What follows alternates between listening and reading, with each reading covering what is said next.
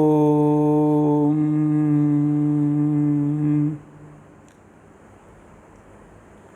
ಜನ್ಮಾದ್ಯಸ್ಯ ಯತೋನ್ಮಯಾದಿತರತಶ್ಚಾರ್ಥೇಷ್ವವಿಘ್ನೇಶ್ವರಾಟ್ ತೇನೇ ಬ್ರಹ್ಮಹೃದಾಯ ಆದಿಕವಯೇ ಮುಹ್ಯಂತಿ M ಸೂರಯಃ ತೇಜೋ ವಾರಿಮೃದಾಂ ಯಥಾ ವಿನಿಮಯೋ ಯತ್ರ ತ್ರಿಸರ್ಗೋ ಮೃಷಾ ಧಾಮ್ನಾ ಸ್ವೇನ ಸದಾ ನಿರಸ್ತಕುಹಕಂ ಸತ್ಯಂ ಪರಂ ಧೀಮಹಿ ಸೃಷ್ಟಿಸ್ಥಿತ್ಯಪ್ಯಹೇಯ ನಿಯತಿಧೃಷಿತಮೋ ಬಂಧಮೋಕ್ಷಾಶ್ಚ ಯಸ್ಮಾತ್ ಅಸ್ಯ ಶ್ರೀ ಬ್ರಹ್ಮರುದ್ರ ಪ್ರಭೃತಿಸುರನರದ್ವೇಷಶತ್ರುತ್ಮಕಸ್ಯ ವಿಷ್ಣೋರ್ವ್ಯಸ್ತಾಃ ಸಮಸ್ತಾಃ ಸಕಲಗುಣನಿಧಿಃ ಸರ್ವದೋಷವ್ಯಪೇತಃ ಪೂರ್ಣಾನಂದಾಪ್ಯಯೋ ಯೋ ಗುರುರಪಿ ಪರಮಶ್ಚಿತ್ತಯೇತಂ ಮಹಾಂತಂ ಧರ್ಮಪ್ರೋಜ್झितकहितवोऽत्र परमः निर्मत्सराणां सतां वेद्यं वास्तवमत्र वस्तुशवदं तापत्रयोन्मूलनं श्रीमद्भागवते महामुनिकृते किं वा परैरीश्वरः सद्यो हृत्यवरुध्यतेऽत्र कृतिभिः शुश्रूषुभिस्तक्षणात् निगमकल्पतरोर्गलितं फलं शुकमुखादमृतद्रवसंयुतं पिबत भागवतं रसम् आलयं मुहुरहो रसिकाः भुवि भावुकाः अभ्रमं भङ्गरहितम् अजडं विमलं सदा आनन्दतीर्थमतुलं भजे तापत्रयापहं भवति यदनुभावादेडमूकोऽपि वाग्मी जडमतिरपि जन्तुर्जायते प्राज्ञमौलिः सकलवचनचेतो देवता भारती सा मम वचसि निधत्तां सन्निधिं मानसे च अस्मद्गुरुसमारम्भां टीकाकृत्पादमध्यगां श्रीमदाचार्यपर्यन्तां वन्दे गुरुपरम्परां विद्यायां विबुधाचार्यं वेदज्ञानाब्धिचन्दिरं दुर्मतध्वान्तमार्ताण्डं सत्यध्यानमुनिं भजे पञ्चाशद्वर्षपर्यन्तं सततं रामपूजकः श्रीसत्यप्रमोदगुरुराट् भासतां नो हृदम्बरे बन्धुस्त्वं गुरुरिष्टदैवतमिति त्वत्पादपङ्केरुहं प्राप्तं मां परिपालयेति सततं याचे निबद्धाञ्जलिः चित्तं मद्गुणदोषचिन्तनविधौ नूनं मनः मा कृताः श्रीसत्यात्मगुरो त्वदङ्घ्रियुगलं हित्वा न मे सद्गतिः यैरहं शुकवत् सम्यक् शिक्षितोऽस्मि कृपालुभिः तान् वन्दे धेनुपाचार्यान् तत्त्वज्ञानार्थसिद्धये श्रीगुरुभ्यो नमः हरिः ओं हरिः ओं हरिः ओं स्वस्तिस्तु अजेडसन्मङ्गलानि सन्तु श्लोकैकश्रवणपठनमात्रेण वक्तुश्च श्रोतॄणां निखिलकलिकृतकल्मषापनोदनपुटुतरे धर्माद्यखिलपुरुषार्थसाधनीभूते अद्य श्रीमद्भागवते चतुर्थस्कन्धान्तर्गतः प्रारम्भे सति किञ्चित् पूर्वकथानुवादः हरिः ओं हरिः ओं हरिः ओं ಸ್ವಸ್ತಿಸ್ತು. ನಿನ್ನಿನ ದಿನ ಪುರಂಜನ ಕಥೆಯ ಆಧ್ಯಾತ್ಮಿಕ ಪಕ್ಷವನ್ನು ನಾರದರು ವಿಸ್ತಾರವಾಗಿ ತಿಳಿಸಿಕೊಟ್ಟು ಪ್ರಾಚೀನ ಬರ್ಹಿ ನಮ್ಮ ಸಕಲ ಪಾಪಕ್ರಿಯೆಗಳಿಗೆ ಈ ಮನಸ್ಸು ಮತ್ತು ಇಂದ್ರಿಯಗಳೇ ಕಾರಣಗಳು. ಅವುಗಳನ್ನು ಸ್ವತಂತ್ರವಾಗಿ ಬಿಟ್ಟರೆ ಅವುಗಳನ್ನು ನಮ್ಮ ಅಧೀನದಲ್ಲಿಟ್ಟುಕೊಂಡ್ರೆ ಅವೇ ನಮಗೆ ಸಹಾಯಕವೂ ಆಗ್ತದೆ. ಮನೇವ ಮನುಷ್ಯಾಣಂ ಕಾರಣಂ ಬಂಧ ಮೋಕ್ಷಯೋ. ಬಂಧನಕ್ಕೂ ಅದು ಕಾರಣ, ಅದನ್ನು ಸ್ವತಂತ್ರ ಬಿಟ್ಟರೆ. ಆ ಮನಸ್ಸು, ಇಂದ್ರಿಯ ಮತ್ತು ಬುದ್ಧಿಗಳನ್ನು ನಮ್ಮ ಅಧೀನದಲ್ಲಿ ನಾವು ಇಟ್ಟುಕೊಂಡ್ರೆ, ಅಂದರೆ ಪ್ರತಿಯೊಂದು ಕ್ರಿಯೆಗಳ ಸಂದರ್ಭದಲ್ಲಿ ವಿವೇಕ ಮಾಡಿ, ಈ ಕಾರಣ ಇಲ್ಲಿ ಈ ಇಂದ್ರಿಯಗಳ ಕಾರ್ಯ ಸರಿಯೇ, ಇಲ್ಲಿ ಮನಸ್ಸು ಬಯಸಿದ್ದು ಸರಿಯೇ, ಇಲ್ಲಿ ಬುದ್ಧಿಯ ವಿವೇಕ ಸರಿಯಾಗಿದೆ, ಇದರ ಒಂದು ಚಿಂತನೆ ನಮ್ಮಲ್ಲಿದ್ದರೆ ಆ ಮನಸ್ಸು, ಆ ಇಂದ್ರಿಯ, ಆ ಬುದ್ಧಿಗಳು ನಮಗೆ ಅತ್ಯಂತ ಸಹಾಯಕವಾಗ್ತದೆ, ಮೋಕ್ಷಕ್ಕೆ ಸಹಾಯಕವಾಗ್ತದೆ ಅಂತ ತಿಳಿಸಿದಾಗ ಏನು ಸಾಧನೆ ಮಾಡಬೇಕು ಅಂತ ಅನ್ನೋದನ್ನು ಕೂಡ ಹೇಳಿ, ಭಗವಂತನ ಪ್ರಾಪ್ತಿಯೇ ನಮ್ಮ ಜೀವನದ ಉದ್ದೇಶಪ್ಪ, ಅದು ಕೇವಲ ಯಜ್ಞಯಾಗಾದಿಗಳಿಂದ ಆಗೋದಿಲ್ಲ. ಒಂದು ವೇಳೆ ಯಜ್ಞಯಾಗಾದಿಗಳು ಕೂಡ ಸಮರ್ಪಣಾ ಭಾವದಿಂದ ಇದ್ದರೆ ಆಗ್ತದೆ, ಆದರೆ ಸಮರ್ಪಣಾ ಭಾವ ಇಲ್ಲದೇ ಇದ್ದರೆ ಆ ರೀತಿಯಾಗಿರ್ತಕ್ಕಂಥ ರೀತಿಯಲ್ಲಿ ಏನೂ ಪ್ರಯೋಜನ ಬೀಳೋದಿಲ್ಲ ಅನ್ನೋ ಮಾತು ಹೇಳಿದಾಗ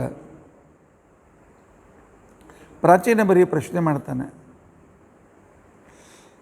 ಸಾಧನೆ ಎಷ್ಟು ವರ್ಷ ಮಾಡಬೇಕು, ಈ ಕೋರ್ಸ್ ಎಷ್ಟು ವರ್ಷದ್ದು, ಎಷ್ಟು ದಿವಸದ್ದು, ಎಷ್ಟು ತಿಂಗಳದು? ನಾರದರು ನಗ್ತಾರೆ, ಈ ಎಲ್ಲ ಕೋರ್ಸುಗಳು ಇಷ್ಟು ಪರಮಾತ್ಮ ಸುಲಭ ಅಂತ ತಿಳ್ಕೊಂಡ್ಯ?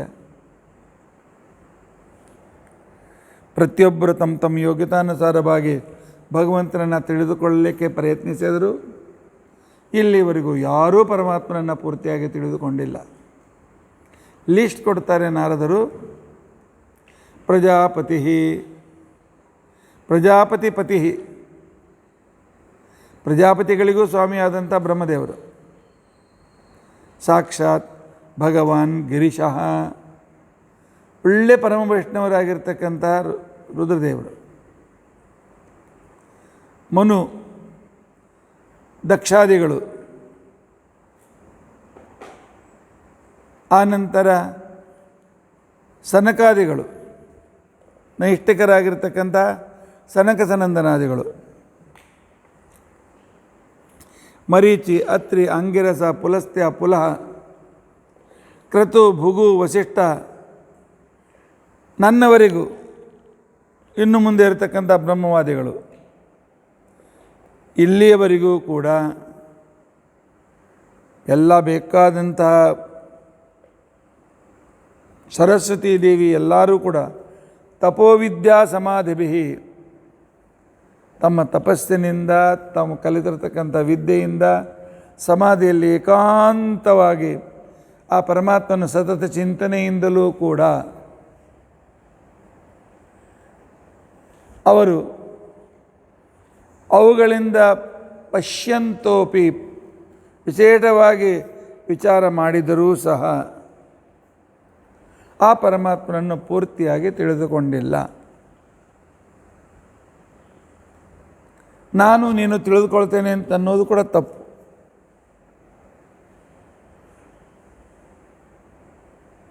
ಹಾಗಾದರೆ ಯಾವನನ್ನು ತಿಳಿದುಕೊಳ್ಳಿಕ್ಕಾಗೋದಿಲ್ಲ, ಸುಮ್ಮನೆ ನಾವು ನಿಂದೆ ಯಾಕೆ ಬೀಳಬೇಕು?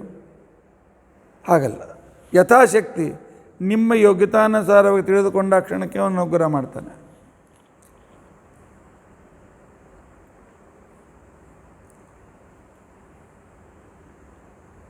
ಸಣ್ಣ ಹುಡುಗರು ಸ್ವಲ್ಪ ಕೆಲಸ ಮಾಡೋದು, ಹಾಂ ಸಾಕಪ್ಪ, ಚಲೋ ಆಯ್ತು, ನಡಿ ಅಂತಿಕೊಂಡು ಅಂತ ಹೇಳ್ತಾನೆ.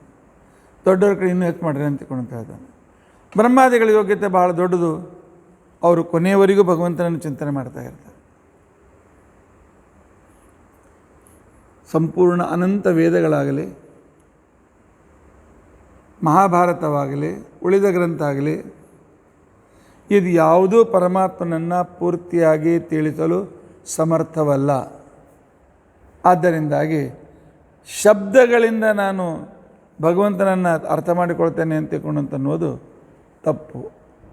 ಆದರೆ ಅವನ ಅನುಗ್ರಹದಿಂದ ಯಥಾಮತಿಯಾಗಿರ್ತಕ್ಕಂಥ ಅವನ ಬಗ್ಗೆ ನಮಗೆ ತಿಳುವಳಿಕೆ ಉಂಟಾಗ್ತದೆ. ಅದಕ್ಕೋಸ್ಕರ ನಾವು ಪ್ರಯತ್ನಶೀಲರಾಗಬೇಕು. ಆಗ ಪ್ರಾಚೀನ ಬರಿಗೆ ಅಂತಾನೆ, ಈ ದೇವರನ್ನು ಹೊಂದೋದು ಅಶಕ್ಯ ಅಂತ ತಿಳ್ಕೊಂಡಂತಂದಮೇಲೆ ಈ ದಾರಿಯನ್ನು ಬಿಟ್ಬಿಡೋಣಿಲ್ಲ. ಏನ್ರಿ ಇಲ್ಲಿ ಯಾರೂ ಪಾಸ್ ಆಗಂಗಿಲ್ಲರಿ, ಆದರೂ ಪರೀಕ್ಷೆ ಕೊಡ್ರಿ ಅಂದ್ರೆ ಏನರ್ಥ?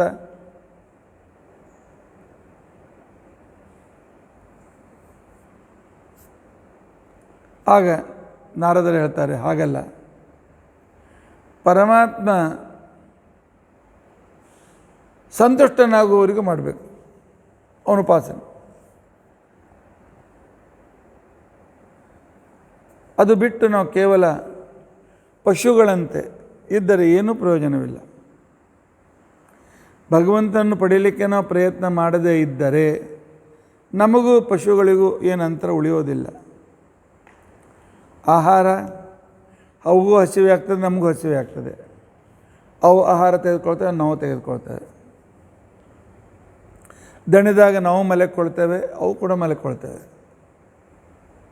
ನಮಗಿಂತ ಬಲಿಷ್ಠರನ್ನು ಕಂಡಾಗ ಅವು ಅನಿಸ್ತೇವೆ, ನಾವು ಅನಿಸ್ತೇವೆ. ನಾವು ಸಂತಾನಗಳನ್ನು ಮುಟ್ಟಿಸ್ತೇವೆ, ಪಡೆಯುತ್ತೇವೆ, ಅವು ಸಂತಾನ ಪಡೀತೇವೆ.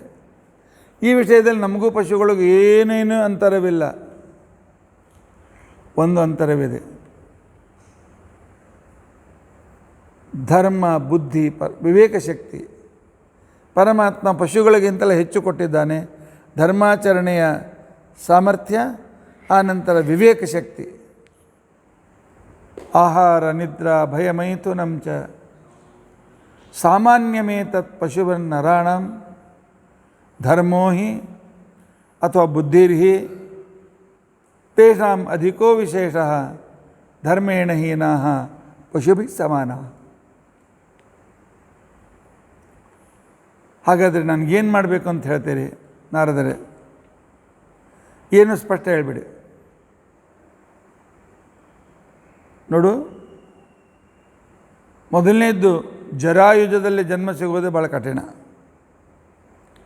ಅದರಲ್ಲಿ ಮನುಷ್ಯ ಜನ್ಮ ಉಳಿದ ಪ್ರಾಣಿಗಳಿಗಿಂತ ಮನುಷ್ಯ ಜನ್ಮ ಬಹಳ ಅಪರೂಪ, ಬಹಳ ಅಪರೂಪ. ನಿನ್ನೆ ಹೇಳಿದಂತೆ ಎಷ್ಟೋ ಕೋಟಿ ಜನ್ಮಗಳ ನಂತರ ಬರ್ತದೆ.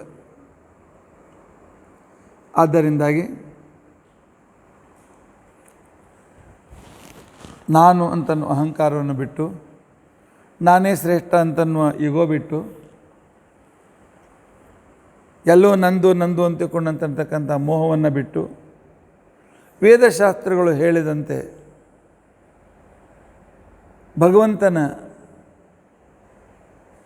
ಆ ಪ್ರಾಪ್ತಿಯವರೆಗೂ ಅವನಲ್ಲಿ ಭಕ್ತಿ, ಅವನ ವಿಷಯಕ ಜ್ಞಾನ ಮಾಡಿಕೊಂಡು, ಅವನ ಮಹಿಮೆಗಳನ್ನು ತಿಳಿದುಕೊಂಡು, ಅವನನ್ನು ಪ್ರೀತಿಸ್ತಾ ಆ ಪರಮಾತ್ಮನ ಹತ್ತಿರ ಹೋಗೋದಕ್ಕೋಸ್ಕರ ಪ್ರಯತ್ನಶೀಲನಾಗಬೇಕು. ಪ್ರಾಚೀನ ಬರಿ ಅಂತಾನೆ ಮತ್ತೆ ಮೊದಲಿನ ಪ್ರಶ್ನೆ, ಎಲ್ಲಿ ತನಕ ಈ ಕೆಲಸ ಮಾಡಬೇಕು? ಎಷ್ಟು ವರ್ಷದ ಕೋರ್ಸ್ ಇದು? ಆಗ ಹೇಳ್ತಾರೆ ನಾರದರು, ಅಪರೋಕ್ಷ ಜ್ಞಾನದವರೆಗೂ ಅಥವಾ ಪರಮಾತ್ಮನನ್ನು ಅನುಭವದ ಮೂಲಕ ಅವನನ್ನು ನಾವು ಎಲ್ಲಿವರೆಗೂ ಅವನ ಸಾಮೀಪ್ಯದ, ಅವನ ಗುಣವಿಶೇಷಗಳ ಅನುಭವ ನಾವು ಮಾಡಿಕೊಳ್ಳೋದಿಲ್ಲ, ಅಲ್ಲಿ ನಮ್ಮ ಸಾಧನೆ ಪೂರ್ತಿ ಇಲ್ಲ. ಯಾವಾಗ ಮಾಡ್ತೇವೆ ಅವಾಗ ನಮ್ಮ ಸಾಧನೆ ಪೂರ್ತಿ ಇದೆ. ಪ್ರಾಚೀನವರಿಗೆ ಹೇಳ್ದ, ಇದನ್ನು ಸ್ವಲ್ಪ ಕ್ಲಿಯರ್ ಮಾಡಿ ಅಂತ. ಭಗವಂತ ನಮ್ಮ ಅನುಭವಕ್ಕೆ ಬರಬೇಕು.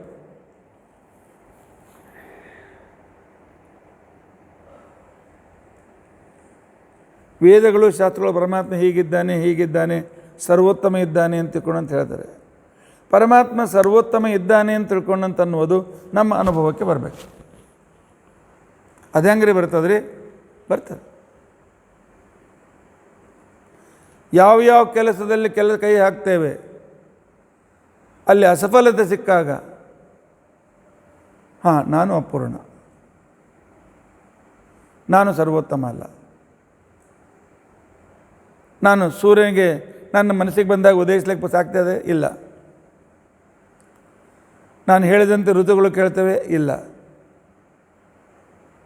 ನಾನು ಹೇಳಿದಾಗ ಗಾಳಿ ಬರ್ತದೆ ಇಲ್ಲ, ನಾನು ಬಯಸಿದಾಗ ಮಳೆ ಬರ್ತದೆ ಇಲ್ಲ. ನನಗೆ ಬೇಕಾದಾಗ ಭೂಮಿ ಒಮ್ಮೆಲೆ ಬೆಳೆ ಬೆಳೆದು ನನ್ನ ಕೈಯಲ್ಲಿ ಕಾಳು ಕೊಡ್ತದೆ? ಇಲ್ಲ. ಬಿತ್ತಿದ್ರು ಬೆಳೆಯೋದಿಲ್ಲ. ಗ್ರಾವಿಟೇಷನ್ ಫೋರ್ಸ್ ನಾನು ಕೊಟ್ಟಿದ್ದೇನೆ ಆ ಭೂಮಿಗೆ? ಇಲ್ಲ. ಎಲ್ಲ ಕಡೆಯಲ್ಲಿ ಪ್ರಾಣವಾಯು ನಾನಿಟ್ಟಿದ್ದೇನೆ? ಇಲ್ಲ. ಈ ರೀತಿಯಾಗಿ ಇದನ್ನು ಮಾಡಿದವರು ಯಾರು, ಇದನ್ನು ಮಾಡಿದವರು ಯಾರು, ಇದನ್ನು ಕೊಟ್ಟವರು ಯಾರು, ಇದನ್ನು ಮಾಡಿದವರು, ಸೃಷ್ಟಿ ಮಾಡಿದವರು ಯಾರು, ನಮ್ಮನ್ನು ಸಂರಕ್ಷಣೆ ಮಾಡ್ತಾ ಇರತಕ್ಕಂಥವ್ರು ಯಾರು? ಆ ನಂತರ ಹೊಸ ಎಲೆ, ಹಳೆ ಎಲೆ ಬಿದ್ದು ಹೊಸ ಎಲೆ ಬರ್ತದೆ. ಈ ರೀತಿಯಾಗಿ ಲಯ ಸೃಷ್ಟಿ, ಈ ಚಕ್ರವನ್ನು ವ್ಯವಸ್ಥೆ ಮಾಡಿದವರು ಯಾರು? ಸಂಪೂರ್ಣವಾಗಿರ್ತಕ್ಕಂಥ ಗ್ರಹಮಂಡಲಗಳನ್ನು ಕಂಟ್ರೋಲ್ ಮಾಡ್ತಾ ಇದ್ದಾನೆ. ಗುರುಗ್ರಹ ಹೋಗಿ ಮಂಗಳ ಗ್ರಹಕ್ಕೆ ಡ್ಯಾಶ್ ಹೊಡೆಯೋದಿಲ್ಲ. ದೇವರು ಕಂಟ್ರೋಲ್ ಇದೆ ಅದರ ಮೇಲೆ. ಎಲ್ಲಿದ್ದು ಅಲ್ಲೇ ತಿರುಗ್ತಾ ಇದೆ. ಈ ರೀತಿಯಾಗಿ ನಿಯಮವನ್ನು ಮಾಡ್ತಕ್ಕಂಥವ್ರು ಯಾರು? ನನಗೆ ಕಣ್ಣಿನಿಂದ ಈ ವಸ್ತುಗಳನ್ನು ತೋರಿಸ್ತಕ್ಕಂಥ ಈ ಕಣ್ಣು ಎಲ್ಲಿಂದ, ಯಾವ ಅಂಗಡಿಯಲ್ಲಿಂದ ಬಂತು? ನಾನು ಹೇಳುವ ಶಬ್ದ ನೀವು ಕೇಳ್ತಾ ಇದ್ದೀರಲ್ಲ, ಇದನ್ನು ಕೇಳಿಸುವ ಯಂತ್ರ ಇಟ್ಟವರು ಯಾರು? ಇಲ್ಲಿ ವಾಸನೆ ಗೊತ್ತಾಗುವಂತೆ ಘ್ರಾಣೇಂದ್ರ ಇಟ್ಟವರು ಯಾರು? ಹೀಗೆ ವಿಚಾರ ಮಾಡ್ತಾ ಮಾಡ್ತಾ ಮಾಡ್ತಾ ದೇವರು ಸರ್ವೋತ್ತಮ ಅಂತ ಅನುಭವ ಪಡಿಬೇಕು. ದೇವರು ಆನಂದ ಪರಿಪೂರ್ಣ ಅಂತ ತಿಳ್ಕೊಂಡಂತ ಹೇಳಿ ನಾವು ಆನಂದ ಪರಿಪೂರ್ಣ ಅಂತ ತಿಳ್ಕೊಂಡಂತಂದರೆ ನಾನು ಪಡೆಯುವ ಆನಂದ, ವಸ್ತುವಿನಿಂದ ಪಡೆಯುವ ಆನಂದ, ತಿನ್ನುವ ಸಾಮಾನಿಂದ ಪಡೆಯುವ ಆನಂದ, ಗಾಳಿಯಿಂದ ಪಡೆಯುವ ಆನಂದ, ಸಂಗೀತದಿಂದ ಪಡೆಯತಕ್ಕಂಥ ಆನಂದ, ಆಹಾರದಿಂದ ಪಡೆಯತಕ್ಕಂಥ ಆನಂದ, ಇವು ಲಿಮಿಟೆಡ್. ಇದಕ್ಕಿಂತ ಹೆಚ್ಚಿನ ಆನಂದ ಸುಷುಪ್ತಿಯಲ್ಲಿ ಒಂದು ಆನಂದ ಬಂತಲ್ಲ, ಈ ಆನಂದ ಕೊಡ್ತಕ್ಕಂಥವ್ರು ಯಾರು? ಓಹೋ, ಪರಮಾತ್ಮ ನನ್ನಲ್ಲಿದ್ದಾನೆ. ಪರಮಾತ್ಮ ನೀನು ಆನಂದಪೂರ್ಣ, ಅದರಿಂದ ನನಗೆ ಆನಂದವಾಗ್ತದೆ. ಹೀಗೆ ಯಾವಾಗ ಪರಮಾತ್ಮನನ್ನ ಪುಸ್ತಕದ ಜ್ಞಾನ ಬಿಟ್ಟು ಪರಮಾತ್ಮನ ಅನುಭವನ ಮಾಡಿಕೊಳ್ಳಿಕ್ಕೆ ಪ್ರಾರಂಭ ಮಾಡ್ತೇವಲ್ಲ, ಪೂಜೆ ಕುಳಿತಾಗ ನಟಿಸಿದ ಗಣಪತೆ ಗಣೇಶತ್ವ ಮಾರು ವಿಪ್ರಾತ ಮಂಕ ವೀರಾಮ್ ಪರಮಾತ್ಮನ ಆಹ್ವಾನ ಮಾಡ್ತೇವೆ.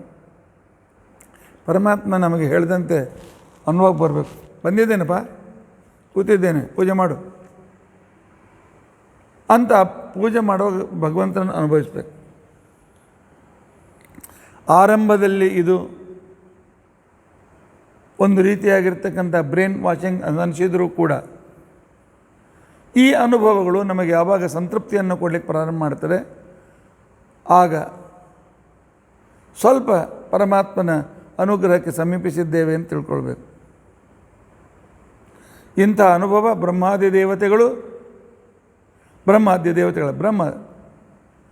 ಅವರಿಗೆ ವೇದದಲ್ಲಿ ಎಷ್ಟು ಪರಮಾತ್ಮನ ಗುಣ ಹೇಳಿದ್ದಾರಲ್ಲ ಅದಕ್ಕಿಂತ ಹೆಚ್ಚು ಗೊತ್ತಿದೆ. ವೇದೋಕ್ತ ತದನುಕ್ತ ಭಾರತೋಕ್ತ ತದನುಕ್ತ. ಅವರು ಪುಸ್ತಕದಿಂದ ಪರಮಾತ್ಮನನ್ನು ತಿಳಿದುಕೊಂಡವರಲ್ಲ, ನಾವೆಲ್ಲ ವೇದಗಳಿಂದ, ಮಹಾಭಾರತದಿಂದ, ಭಾಗವತದಿಂದ ತಿಳಿದುಕೊಂಡಿರ್ತಕ್ಕಂಥವ್ರು. ಅಂಥ ಮಹಾನುಭಾವರಿಗೆ ತ್ಯಕ್ತ ವೇದರು ಅಂತ ತಿಳ್ಕೊಂಡಂತ ಹೇಳಿ ಹೆಸರು. ಭಾಳ ಒಂದು ವಿಚಿತ್ರವಾದ ಶಬ್ದ ಬರ್ತದೆ. ಯದಾ ಯಸ್ಯಾನುಗೃಹ್ಣಾತಿ ಭಗವಾನ್ ಆತ್ಮಭಾವಿತಃ. ಪರಮಾತ್ಮನನ್ನು ಪ್ರೀತಿಸಿ ಅವನ ಸಮೀಪ ಹೋದಾಗ ಇಷ್ಟು ಪ್ರೀತಿಸ್ತಾನೆ, ಇವನನ್ನು ಅನುಗ್ರಹ ಮಾಡಬೇಕು ಅಂತೇಳಿ ಪರಮಾತ್ಮ ಯಾವಾಗ ಯಾನ ಮೇಲೆ ಅನುಗ್ರಹ ಮಾಡ್ತಾನೆ, ಸ ಜಹಾತಿ ಮತಿಂ ಲೋಕೆ ವೇದೇ ಚ ಪರಿನಿಷ್ಠಿತಾಂ. ಲೋಕಾನುಭವ ಮತ್ತು ಶಾಸ್ತ್ರಗಳಿಂದ ಬಂದಿರತಕ್ಕಂಥ ಜ್ಞಾನಕ್ಕಿಂತಲೂ ಹೆಚ್ಚಿನ ಜ್ಞಾನದ ಅನುಭವವನ್ನು ಮಾಡ್ತಾನೆ ಅಂತ ಒಂದು ಶಬ್ದ ಬಂತು. ಲೋಕೆ ವೇದೇಚ ಪರಿನಿಷ್ಠಿತಾಂ ಮತಿಂ ಅಂದರೆ ವೇದ ಲೋಕದಲ್ಲಿದ್ದ ವಿಚಾರಗಳನ್ನು ಬಿಟ್ಬಿಡ್ತಾನೆ ಅಂತ ತಿಳ್ಕೊಂಡಂತಿದ್ದಾರೆ. ಹಾಗಾದ್ರೆ ವೇದಕ್ಕಿಂತಲೂ ಹೆಚ್ಚಿನ ವಿಚಾರಗಳಿವೆ. ಆಚಾರ್ಯರು ತಾತ್ಪರ್ಯ ಹೇಳ್ತಾರೆ, ಇವೆ. ಯದತ್ವನುಭವೀ ಭೂಯಾತ್ ಶಬ್ದ ಮಾತ್ರಾದರೋಧನಂ. ನಾವೆಲ್ಲ ಬರೀ ಕೇಳ್ತಾ ಇದ್ದೇವೆ, ಅನುಭವಿಸ್ತಾ ಇಲ್ಲ. ಪರಮಾತ್ಮನ ಸಾಮೀಪ್ಯ ಅನುಭವಿಸ್ತಾ ಇಲ್ಲ. ಪರಮಾತ್ಮ ಇದ್ದಾನೆ, ನನ್ನ ಹೃದಯದಲ್ಲಿದ್ದಾನೆ, ಪರಮಾತ್ಮ ನಿನ್ನ ಆಲಿಂಗನದಲ್ಲಿ ನಾನಿದ್ದೇನೆ. ಎಂಥ ಆನಂದ ಇದೆ ಪರಮಾತ್ಮ. ಇದು ನಾನು ಉದಾಹರಣೆಗಳು ಅನುಭವ ಇದು. ಆದರೆ ಅಪರೋಕ್ಷ ಜ್ಞಾನದ ಅನುಭವ ನಮ್ಮ ಕಲ್ಪನೆಯೂ ಕೂಡ ನಮ್ಮ ಸದ್ಯಕ್ಕೆ ಇಲ್ಲ. ಇಂಥ ಒಂದು ಅನುಭವ ತ್ಯಕ್ತ ಅಥ ತಂ ವಿದು ಪ್ರಾಜ್ಞಾ ತ್ಯಕ್ತವೇದ ಇತಿ ಸ್ಮೃತಾ. ಗ್ರಂಥದ ತಿಳುವಳಿಕೆಯಿಂದ ಉಪಾಸನೆ ಬದಲಾಗಿ ತಮ್ಮ ಅನುಭವಕ್ಕೆ ಬಂದಂಥ ಉಪಾಸನೆಯನ್ನು ಯಾವಾಗ ಮಾಡಲಿಕ್ಕೆ ಪ್ರಾರಂಭ ಮಾಡ್ತಾರೆ, ಪರಮಾತ್ಮನ ಪ್ರತ್ಯಕ್ಷ ಕಂಡು ಅವನ ಅನೇಕ ರೀತಿಯಾದ ಸಂದರ್ಭವನ್ನು ಅನುಭವಿಸಿ ಇತ್ಯಾದಿಗಳಿರ್ತಕ್ಕಂಥವರು, ಆವಾಗ ಅವರಿಗೆ ತ್ಯಕ್ತವೇದರು ಅಂತ ಹೆಸರು ಬರ್ತದೆ. ಆಗ ಮೋಕ್ಷ ನಿಶ್ಚಿತ ಅಂತ ತಿಳ್ಕೊಂಡಂತೇಳಿ ಅಂದಿದ್ದಾರೆ. ಆದರೆ ಆಚಾರ್ಯರು ಕ್ಲಾರಿಫಿಕೇಶನ್ ಕೊಡ್ತಾನೆ, ಈ ರೀತಿಯಾಗಿರ್ತಕ್ಕಂಥ ಅನುಭವ ಬ್ರಹ್ಮದೇವರಿಗೆ ಮಾತ್ರ. ರುದ್ರದೇವರವರೆಗೂ ಎಲ್ಲರೂ ನಾವು ವೈದಿಕರೇ, ವೇದಗಳ ಮುಖಾಂತರವೇ ಪರಮಾತ್ಮನ, ವೇದ ಉಪನಿಷತ್ತುಗಳ ಮುಖಾಂತರವೇ ಆ ಪರಮಾತ್ಮನ ವಿಶಿಷ್ಟ ಗುಣಗಳನ್ನು ತಿಳಿದುಕೊಂಡು ಆ ಪರಮಾತ್ಮನಲ್ಲಿ ಇದು ಇವೆ, ಪರಮಾತ್ಮ ಮಹಾನುಭಾವ, ಆದರೆ ಆ ರೀತಿಯಾದಂಥ ಗುಣಗಳಿಂದ ನಾನು ಚಿಂತನೆ ಮಾಡಿದರೆ ಸ್ವಲ್ಪ ಅದರ ಅಂಶ ಅನುಭವ ನನಗೆ ಬರ್ಬೋದು ಅಂತಕ್ಕಂಥವು ನಾವು ಅದನ್ನು ಆಚಾರ್ಯ ಕ್ಲಾರಿಫಿಕೇಶನ್ ಮಾಡ್ತಾಯಿದ್ದಾರೆ. ಪ್ರಾಯಸ್ತು ವೈದಿಕ ಏವ ರುದ್ರಾದ್ಯ ಅಪಿ. ರುದ್ರಾದಿ ದೇವತೆಗಳವರೆಗೂ ಅವರು ಮಹಾನುಭಾವರು. ವೈದಿಕಾ ತ್ಯಕ್ತವೇದಶ್ಚ, ವೇದಕ್ಕಿಂತಲೂ ವೇದೋಕ್ತ ತದನುಕ್ತ ಭಾರತೋಕ್ತ, ವೇದಗಳಲ್ಲಿ ಹೇಳಿದ ಭಗವಂತನ ಮಹಿಮೆಗಳಿಗಿಂತಲೂ ಹೆಚ್ಚಿನ ಮಹಿಮೆಗಳನ್ನು ತಿಳಿದುಕೊಂಡ ವ್ಯಕ್ತಿ ಬ್ರಹ್ಮೈವೇಕ ಪ್ರಜಾಪತಿ. ವಾಯುಬ್ರಹ್ಮರು ಮಾತ್ರ, ಉಳಿದವರು ಯಾರು ಅಲ್ಲ. ಉಳಿದವರು ಅನೇಕ ಜನ್ಮಗಳಿಂದ ಅನೇಕ ರೀತಿಯಾಗಿರ್ತಕ್ಕಂಥ ಸಾಧನೆಯಿಂದ ಸ್ವಲ್ಪ ಏನು ಅನುಭವ ಬರ್ತದೆ. ಆ ವಿಷಯದಲ್ಲಿ ಅವರು ಕೂಡ ಸ್ವಲ್ಪ ವ್ಯಾವಹಾರಿಕವಾಗಿ ತ್ಯಕ್ತವೇದರು ಅಂತ ಅನಿಸ್ಕೊಳ್ತದೆ. ಕೇವಲಂ ವೇದ ಶಬ್ದೇನ, ಅನುಭವ ತೆಗೆದುಕೊಳ್ಳದೆ ಕೇವಲ ಪರಮಾತ್ಮ ಹೀಗಿದ್ದಾನೆ ಅಂತ ಭಾಗವತದಲ್ಲಿ ಹೇಳಿದ ಎಲ್ಲ ಮಹಿಮೆಗಳನ್ನು ಲಿಸ್ಟ್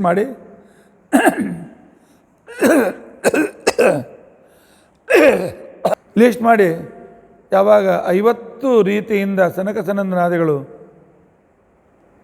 ಉಪದೇಶ ಮಾಡಿದರು ಆ ಪೃಥ್ವಿರಾಜನಿಗೆ, ಆ ರೀತಿಯಾಗಿ ಪರಮಾತ್ಮನ ಮಹಿಮೆಗಳ ಲಿಸ್ಟ್ ಮಾಡ್ಬೋದೇ ಹೊರತು ಆ ಮಹಿಮೆಯನ್ನು ಅನುಭವಿಸ್ಲಿಕ್ಕಾಗೋದಿಲ್ಲ. ಏವಂ ವೇದಂ ವಿನಾಪಿ ಅನುಭವ ಜಾನಂತು ತ್ಯಕ್ತವೈದಿಕ. ಹಾಗಾದರೆ ನಮಗೆ ಇಲ್ಲ, ಬರ್ತದೆ. ಪರಮಾತ್ಮ ನಿಮ್ಮ ಯುಗತಾನುಸಾರವಾಗಿ ತನ್ನ ಸಾಮೀಪ್ಯದ, ತನ್ನ ವಿಷಯದಲ್ಲಿರ್ತಕ್ಕಂಥ ಆ ಒಂದು ವಿಶೇಷವಾದಂಥದ್ದನ್ನು ಅನುಭವ ನಮಗೆ ತಂದುಕೊಡ್ತಾನೆ. ಅಲ್ಲಿವರೆಗೂ ನಾವೆಲ್ಲರೂ ವೇದಶಾಸ್ತ್ರಗಳಲ್ಲಿ ಹೇಳಿದ ಆ ಒಂದು ಉಪಾಸನಾ ಕ್ರಮದಲ್ಲೇ ಪರಮಾತ್ಮನನ್ನು ನಾವು ತಿಳಿದುಕೊಳ್ಳಬೇಕು. ಹಾಗಾದರೆ ಮೋಕ್ಷ ಸಿಗ್ತದೆ. ವೇದದಲ್ಲಿ ಹೇಳಿದ ಪರಮಾತ್ಮ ಅನೇಕ ಮಹಿಮೆಗಳನ್ನೂ ಕೂಡ ಚಿಂತನೆ ಮಾಡ್ತಾ ಇದ್ದರೆ ಅದರಿಂದ ಪರಮಾತ್ಮನಲ್ಲಿ ವಿಶೇಷ ಪ್ರೀತಿ ಉಂಟಾಗ್ತದೆ. ಆ ವಿಶೇಷ ಪ್ರೀತಿಯಿಂದ ಭಗವಂತನ ಅನುಗ್ರಹ ಆಗ್ತದೆ. ಭಗವಂತ ಅನುಗ್ರಹವಾದ ಮೇಲೆ ಆ ಕಾಲದಲ್ಲಿ ಪರಮಾತ್ಮನ ಅನುಗ್ರಹವಾದ ಮೇಲೆ ನಮಗೆ ಆ ಪರಮಾತ್ಮನ ಮೋಕ್ಷ ಪ್ರಾಪ್ತಿಯಾಗ್ತದೆ. ಒಂದು ವೇಳೆ ನೀನು ಇಷ್ಟು ಯಜ್ಞಗಳನ್ನು ಮಾಡಿದೆಯಲ್ಲ, ಸಂಪೂರ್ಣ ಪೃಥ್ವಿಯೆಲ್ಲ ಯಜ್ಞಗಳನ್ನು ಮಾಡಿದೆಯಲ್ಲ, ಇದು ರೆಕಾರ್ಡ್ ಬ್ರೇಕ್ ಆಗಲಿ, ಎಲ್ಲರಿಗಿಂತ ಹೆಚ್ಚು ಯಜ್ಞ ಮಾಡಿದವನು ನಾನು ಅಂತ ನನ್ನ ಭಾವನೆಯನ್ನು ಮಾಡುವ ಬದಲಾಗಿ ಪರಮಾತ್ಮನ ಪ್ರಾಪ್ತಿಯಾಗಲಿ ಅಂತ ತಿಳ್ಕೊಂಡಂತೇಳಿ ಮಾಡಿದರೆ ಈ ಯಜ್ಞಗಳು ಕೂಡ ನಿನಗೆ ಭಗವಂತ ಅನುಗ್ರಹಕ್ಕೆ ಕಾರಣವಾಗ್ತಾಯಿತ್ತು. ಬಹಳ ದುಃಖದ ಸಂಗತಿ. ನಾರದರಂತ ಇದ್ದಾರೆ, ಪ್ರಾಚೀನ ಬರಿಹಿ, ಜನರಿಗೆ ಮೋಕ್ಷ ಪಡೆಯಬೇಕು ಅಂತನೂ ಕಲ್ಪನೆಯೇ ಇಲ್ಲ. ನಿನಗೇನಾಗಬೇಕಾಗಿದೆಯೋ ಡಾಕ್ಟರ್, ನಿನಗೆ ಇಂಜಿನಿಯರ್ ಆಗ್ತೇನೆ ನಾನು, ನಿನಗೋ ನಾನು CA ಆಗ್ತೇನೆ, ನೀನು ಸೈಂಟಿಸ್ಟ್ ಆಗ್ತೇನೆ. ಈ ಉತ್ತರ. ನಮ್ಮಲ್ಲಿ ಯಾರಾದರೂ ಇಲ್ಲ, ನನಗೆ ಮೋಕ್ಷ ಪಡೆಯಬೇಕಾಗಿದೆ, ನಾನು ಮೋಕ್ಷೇಚ್ಛು ನನಗೆ ಮೋಕ್ಷ ಪಡೆಯಬೇಕಾಗಿ, ನನ್ನ ಗೋಲ್ ಮೋಕ್ಷ ಅಂತ ಎಷ್ಟು ಜನ ಹೇಳ್ತಾರೆ? ನಾರದರು ನಮಗೆ ಕೇಳ್ತಾ ಇದ್ದಾರೆ.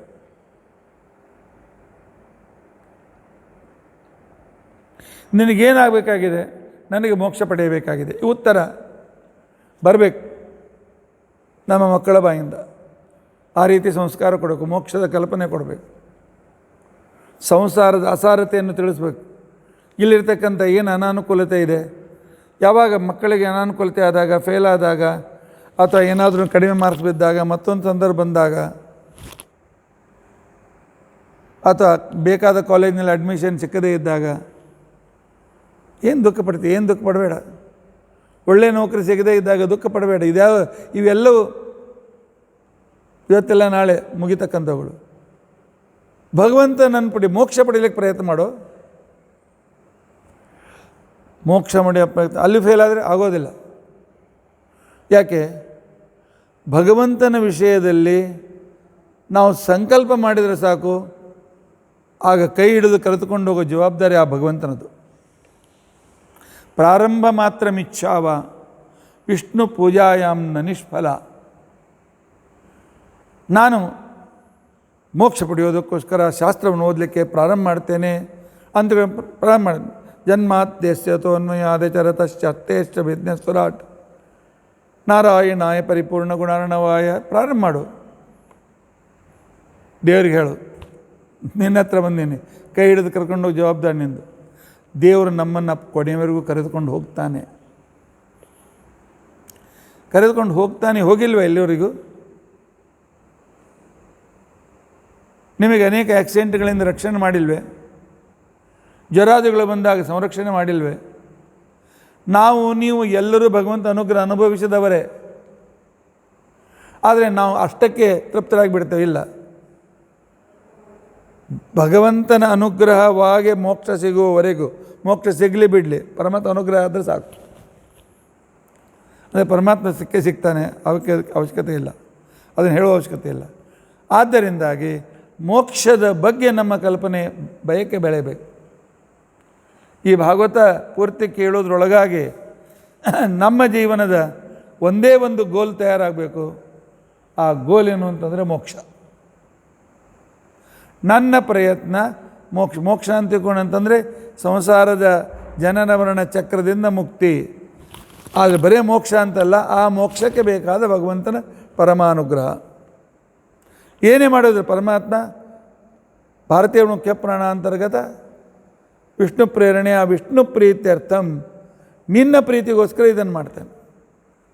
ನಾನು ಮಾಡುವ ಊಟವು ಕೂಡ ನಿನ್ನ ತೃಪ್ತಿಗೋಸ್ಕರ, ನಾನು ನೋಡುವ ನೋಟವು ನಿನ್ನ ತೃಪ್ತಿಗೋಸ್ಕರ. ಈ ರೀತಿಯಾಗಿ ಮಾಡಿದರೆ, ನೀನು ಕೂಡ ಆ ರೀತಿಯಾಗಿ ಮಾಡಿದರೆ ಈಗ ನಿನಗೆ ಮೋಕ್ಷ ಆಗ್ತೈತಪ್ಪ.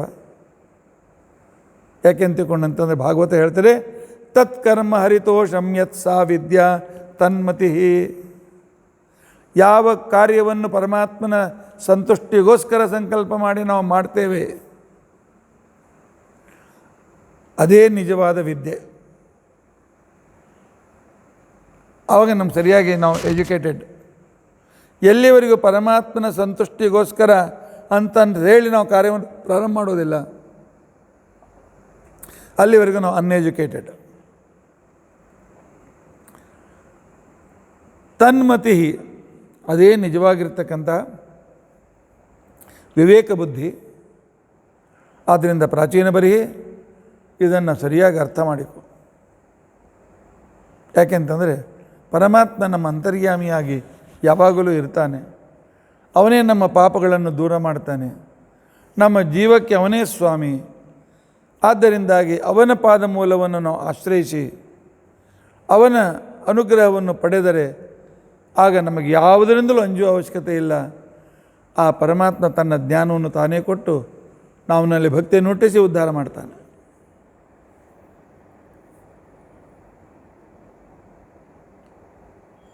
ಕಾಮ್ಯ ಕರ್ಮಗಳ ಫಲ ಇಷ್ಟೇ, ಅನಿತ್ಯ. ಅವು ನಿತ್ಯವಾಗಿರ್ತಕ್ಕಂಥದ್ದಲ್ಲ. ಹೇಗೆ ಅಂತಿಕೊಂಡಂತಂದರೆ ಕಾಮ್ಯಕರ್ಮಗಳ ಫಲ ದುಃಖಾಂತ. ನಾರದರು ಒಂದು ಉದಾಹರಣೆಯನ್ನು ಕೊಡ್ತಾರೆ.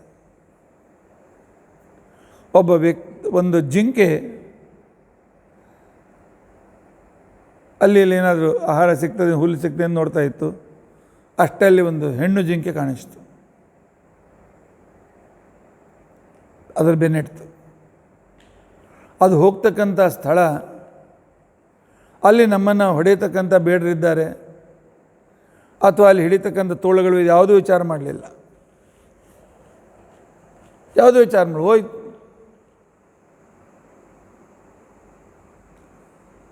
ಹೋದ ಕ್ಷಣಕ್ಕೆ ಬೇಡರ ಕೆಲಸಕ್ಕೆ ಸತ್ತೋಯ್ತು. ನಮ್ಮ ಸ್ಥಿತಿ ಹೇಗೆ? ದೇವರನ್ನು ಮರೆತು ಲೌಕಿಕ ಸುಖದ ಹಿಂದೆ ಹೋಗ್ತೇವೆ. ಆಗ ಕಾಮ, ಕ್ರೋಧ, ಲೋಭ, ಮೋಹ, ಮದ, ಮತ್ಸರ 6 ಶತ್ರುಗಳು ನಮ್ಮ ಮೇಲೆ ಆಕ್ರಮಣ ಮಾಡಿ ತಮ್ಮ ಅಧೀನ ಮಾಡ್ಕೊಂಡು ಬಿಡ್ತವೆ. ಅವರ ಅಧೀನದಲ್ಲಿ ಸಿಕ್ಕಿಬಿದ್ದೀವಿ. ಜೀವನದಲ್ಲಿ ಸುಖ ಇದ್ದರೂ ಅನುಭವಿಸ್ಲಿಕ್ಕೆ ಆಗೋದಿಲ್ಲ. ಯಾವ ವ್ಯಕ್ತಿಯಲ್ಲಿ ತೃಪ್ತಿಯಾಗದ ಕಾಮನೆ ಇದೆ, ಎಂದಾದರೂ ಅವನಿಗೆ ಸಂತೋಷ ಸಿಗ್ತದೆ. ಯಾವ ವ್ಯಕ್ತಿ ಕ್ಷಣ ಕ್ಷಣಕ್ಕೆ ಸಿಟ್ಟು ಬರ್ತದೆ, ಆ ವ್ಯಕ್ತಿ ಸುಖಿಯಾಗಲಿಕ್ಕೆ ಸಾಧ್ಯತೆ ಇದೆ. ಯಾವ ವ್ಯಕ್ತಿಯಲ್ಲಿ ಯಾವುದೋ ಒಂದು ಕೆಲವಿನ ವಸ್ತುಗಳ ಮೇಲೆ ಮಾತ್ರ ಮೋಹ ಇದೆ, ಅವನು ನಿತ್ಯ ಸುಖಿ ಆಗಲಿಕ್ಕೆ ಸಾಧ್ಯತೆ ಇದೆ. ಸೊಕ್ಕಿರ್ತಕ್ಕಂಥ ವ್ಯಕ್ತಿ, ಹೊಟ್ಟೆ ಕೆಚ್ಚಿರ್ತಕ್ಕಂಥ ವ್ಯಕ್ತಿ, ನಾವು ಅದರ ಬಲಿಯಾಗ್ತೇವೆ. ಆಗ ಪ್ರಾಚೀನ ಬರಿ ಅಂತಾನೆ, ಅವರ ಹೆಂಡತಿ, ಮಕ್ಕಳು, ಬಂಧು ಬಾಂಧವರು. ರಾಜನ್ ನಾರದರು ಹೇಳ್ತಾರೆ, ಈ ಗೃಹಸ್ಥಾಶ್ರಮ ಒಂದು ಹೂವಿನ ತೋಟ ಇದ್ದಂತಪ್ಪ. ಒಳ್ಳೊಳ್ಳೆ ಹೂಗಳಿವೆ, ಒಳ್ಳೊಳ್ಳೆ ಹೂಗಳಿವೆ. ಆದರೆ ಅದರ ಒಳಗೆ ಒಬ್ಬ ಬೇಟೆಗಾರ ಕೂತ್ಕೊಂಡಿದ್ದಾನೆ. ಈ ಹೂ ಚೆನ್ನಾಗಿದೆ, ಈ ಹೂ ಚೆನ್ನಾಗಿದೆ, ಈ ಹೂ ಚೆನ್ನಾಗಿದೆ, ಈ ಹೂ ಚೆನ್ನಾಗಿದೆ ಅಂತ ಅನ್ನುವಷ್ಟರೊಳಗಾಗೇ ನಮ್ಮ ಆಯುಷ್ಯ ಮುಗೀತಿದೆ. ಆ ಬೇಟೆಗಾರ ಯಮ ಡಮ್ ಅಂತ ಮಾಡಿಬಿಡ್ತಾನೆ. ಮುಗೀತು, ಅಲ್ಲಿಗೆ ಎಲ್ಲ ಹೊರಟೋಯ್ತು, ಎಲ್ಲ ನಿತ್ಯ. ನಮ್ಮ ಜೀವನ ಹೀಗಿದೆ ಅಲ್ಲ. ಇವತ್ತು ಆ ಸುಖ ಪಡೋಣ, ಇವತ್ತು ಈ ಸುಖ ಪಡೋಣ, ಇವತ್ತು ಈ ಮಜಾ ಪಡೋಣ, ಇವತ್ತು ಇಲ್ಲಿ ತಿರುಗಾಡೋಣ, ಅಲ್ಲಿ ಹೋಗಿ ಬರೋಣ, ಸ್ವಲ್ಪ ಫಾರಿನ್ಗೆ ಹೋಗಿ ಬರೋಣ, ವರ್ಲ್ಡ್ ಟೂರಿಗೆ ಹೋಗಿ ಬರೋಣ, ಅಥವಾ ಮತ್ತು ಇಲ್ಲಿ ಏನಾದರೂ ಈ ಕ್ಲಬ್ಗೆ ಹೋಗಿ ಬರೋಣ, ಅಲ್ಲಿ ಹೋಗಿ ಬರೋಣ ಅನ್ನೋ ಅಷ್ಟರಲ್ಲೇ ಅದಕ್ಕೋಸ್ಕರ ಹಣ ಗಳಿಸೋದು, ಆಯುಷ್ಯ ಮುಗಿದು ಹೋಗ್ತದೆ. ಆಗ ಮೃತ್ಯು ಅಂತಕೊಂಡಂತಕ್ಕಂಥ ಅದೃಶ್ಯವಾಗಿ ನಮ್ಮ ಶಿಕಾರಿಯನ್ನು ಮಾಡ್ತಾನೆ. ಆಗ ನಮಗೆ ಮೃತ್ಯು ನಿಶ್ಚಿತ. ಆ ಕಾಲದಲ್ಲಿರ್ತಕ್ಕಂಥ ಅದರ ವಶನಾಗಿದ್ದೇ ನಾವು ಇರ್ತಕ್ಕಂಥ, ಆ ಚಿತ್ತದ ವಶನಾಗಿರ್ತಕ್ಕಂಥ ನಾವು ಆ ಮನಸ್ಸು ಹೇಳಿದಂತೆ ಕೇಳಿ ವ್ಯರ್ಥವಾಗಿ ನಮ್ಮ ಜೀವನ ಹಾಳು ಮಾಡ್ಕೊಳ್ತೇವೆ. ಆದ್ದರಿಂದಾಗಿ ಮನಸ್ಸಿನ ಹಿಂದೆ ಬೀಳಬೇಡ. ಅನೇಕ ಉದಾಹರಣೆ ಕೊಟ್ಟು ಹೇಳಿದ್ದೇನೆ ಅಂತಂದರೆ ನಾರದರು. ಆ ಮನಸ್ಸು, ಇಂದ್ರಿಯಗಳು ಎಲ್ಲಿ ಬೇಕಾದಲ್ಲಿ ನಮ್ಮನ್ನು ಕರೆದುಕೊಂಡು ಹೋಗ್ತದೆ, ಅವುಗಳನ್ನು ನಿನ್ನ ಕೈಲಿಟ್ಟುಕೊ. ನನಗೆ ದೇವರು ಬೇಕಾಗಿದೆ, ಏ ಬುದ್ಧಿ, ಏ ಮನಸ್ಸು, ಆ ಕಡೆಗೆ ನನ್ನನ್ನು ಪ್ರೇರಿಸು. ಇಂದ್ರಿಯಗಳೇ, ಆ ಪರಮಾತ್ಮನ ಪಡೆಯುವ ವಿಷಯದಲ್ಲಿ ನನ್ನನ್ನು ಪರಿವರ್ತನೆ ಮಾಡಿ. ಬೇರೆ ಕಡೆ ಹೋಗ್ಲಿಕ್ಕೆ ನಾನು ಬಿಡೋದಿಲ್ಲ ನಿಮಗೆ ಅಂಥೇಳಿ ಇಂದ್ರಿಯಗಳನ್ನು ವಶ ಇಲ್ಲದಲ್ಲಿ ಇಟ್ಟುಕೊಳ್ಳಿ. ಇಲ್ಲ, ಇಲ್ಲಿ ಅರ್ಧ ಸಾಧನ ದುಃಖ, ಮತ್ತೆ ಜನನ, ಮತ್ತೆ ಸ್ವರ್ಗೋ ನರಕೋ, ಈ ಕರ್ಮೋ, ಒಳ್ಳೆಯ ಕರ್ಮೋ, ಕೆಟ್ಟ ಕರ್ಮೋ, ಮುಂದಿನ ಜನ್ಮ ಏನಾಗ್ತಾರೆ, ಒಳ್ಳೆಯ ರೀತ ಅಂತ ಜನ್ಮ ಎಲ್ಲಿ ಆಗ್ತದೋ ಗೊತ್ತಿಲ್ಲ, ಎಂದು ಗುರುಗಳು ಸಿಗ್ತಾರಿಲ್ಲೋ ಗೊತ್ತಿಲ್ಲ, ಏನೂ ಗೊತ್ತಿಲ್ಲ. ಈಗಿದ್ದದ್ದನ್ನು ಸಫಲತೆ ಪಡಬೇಕು. ಆದ್ದರಿಂದಾಗಿ ಈ ಸ್ವರ್ಗಕಾಮನೆ ಬಿಟ್ಬಿಡು, ಪರಮಾತ್ಮನನ್ನೇ ಶರಣ ಹೋಗು, ಸಾಧನೆ ಮಾಡು ಅಂತ ತಿಳ್ಕೊಂಡು ಅಂತ ಹೇಳ್ತಾರೆ. ನಾರದರ ಮಾತನ್ನು ಕೇಳ್ತಕ್ಕಂಥ ಪ್ರಾಚೀನ ಬರೀ ಒಂದು ಮಾತು ಕೇಳ್ತಾನೆ. ನಾರದರೆ, ನನ್ನ ನಿಶ್ಚಯವಾಯಿತು, ಶಾಶ್ವತ ಸುಖ ಬೇಕಾಗಿದ್ದರೆ ಭಗವಂತನ ಹತ್ರ, ದುಃಖಾಂತ ಸುಖ ಬೇಕಾಗಿದ್ದರೆ ಸಂಸಾರ. ಇದನ್ನು ಅರ್ಥ ಮಾಡಿಕೊಂಡೆ ನಾನು. ಅದು ನನ್ನ ಸಂಶಯ ಇದೆ. ನೀವೇನು ಹೇಳಿದ್ರಿ? ಮನುಷ್ಯ ಶರೀರದಿಂದ ಈ ಶರೀರದ ಇಂದ್ರಿಯಗಳನ್ನು ನಾವು ಪಾಪ ಮಾಡ್ತೇವೆ. ಈ ಶರೀರದಲ್ಲಿರ್ತಕ್ಕಂಥ ಮನಸ್ಸಿದೆಯಲ್ಲ, ಈ ಮನಸ್ಸಿನಿಂದ ನಾವು ಆಕರ್ಷಿತರಾಗಿ ಪಾಪ ಮಾಡ್ತೇವೆ. ಸರಿ, ಈ ಜನ್ಮದಿಂದ ಮಾಡಿದ್ದೀವಲ್ಲ, ಇದರ ಫಲ ಇಲ್ಲೇ ಸಿಗ್ಬಿಡಲಿ, ಶರೀರದ ಜೊತೆಗೆ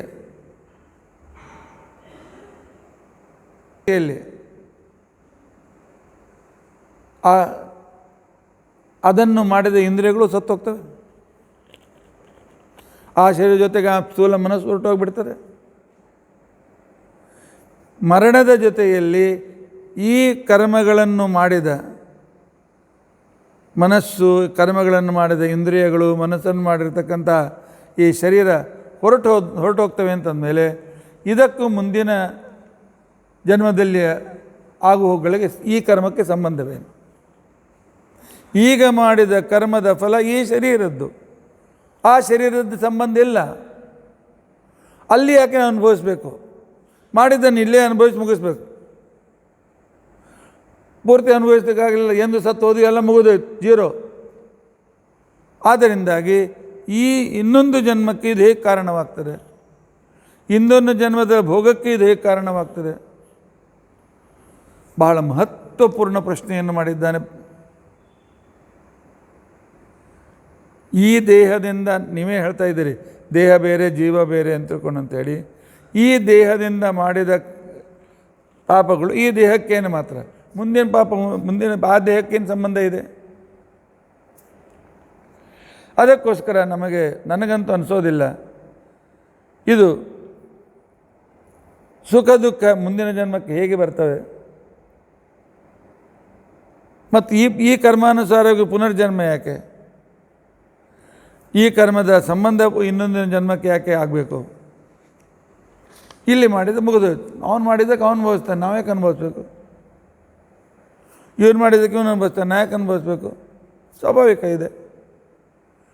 ಆದ್ದರಿಂದಾಗಿ ಈ ಕರ್ಮದಿಂದ ಸ್ವರ್ಗ ನರಕಗಳು, ಮತ್ತೆ ಪುನರ್ಜನ್ಮ, ಮತ್ತೆ ಅವುಗಳನ್ನು ಅನುಭವಿಸಬೇಕು. ಯಾವ ಹೇಳಿದ್ದಾನೆ ಇದನ್ನೆಲ್ಲ? ಹೇಗೆ ಒಪ್ಪಕ್ಕೆ ಸಾಧ್ಯ ಇದೆ? ನಾರದರು ಹೇಳ್ತಾರೆ, ಬಹಳ ಒಳ್ಳೆ ಪ್ರಶ್ನೆ ಮಾಡಿದ್ದಿ, ಪ್ರಾಚೀನ ಬರಹಿ. ಈ ಸ್ಥೂಲ ಶರೀರ ಬಂದಿದೆ ಇಲ್ಲ, ಈ ಸ್ಥೂಲ ಶರೀರ ಬಂದಾಗ ಇಲ್ಲಿ ನಾವೇನು ಅನುಭವಿಸಿದ್ದೆ ಅಲ್ಲ,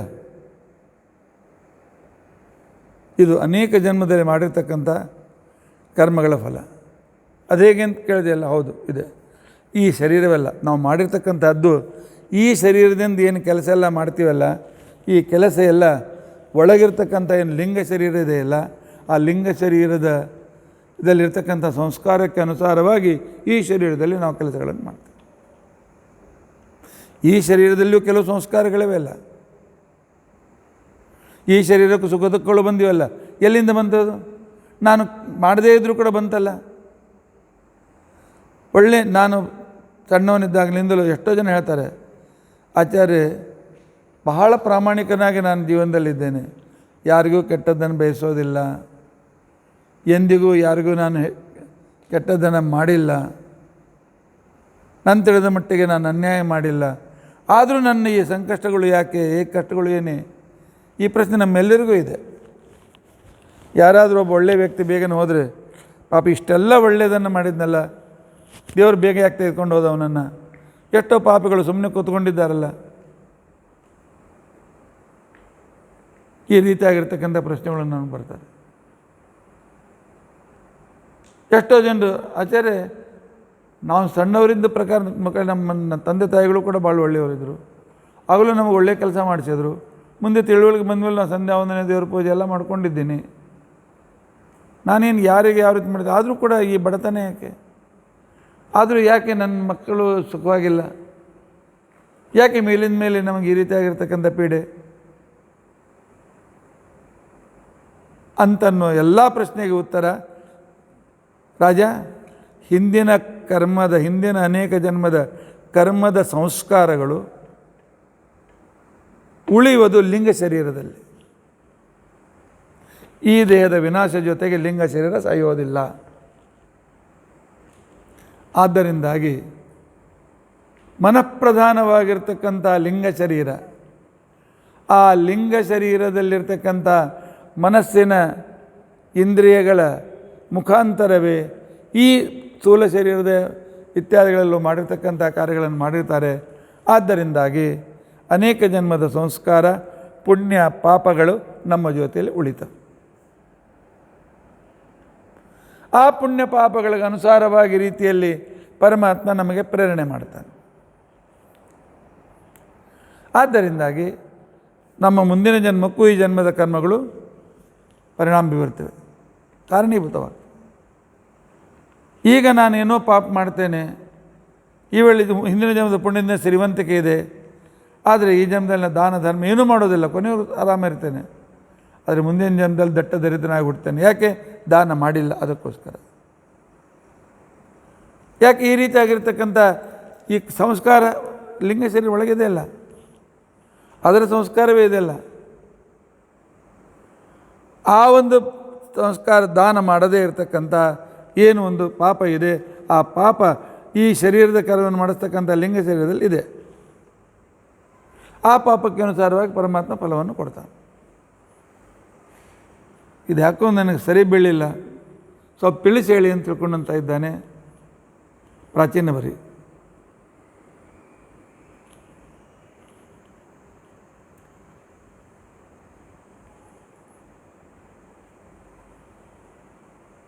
ಸ್ವಪ್ನದಲ್ಲಿ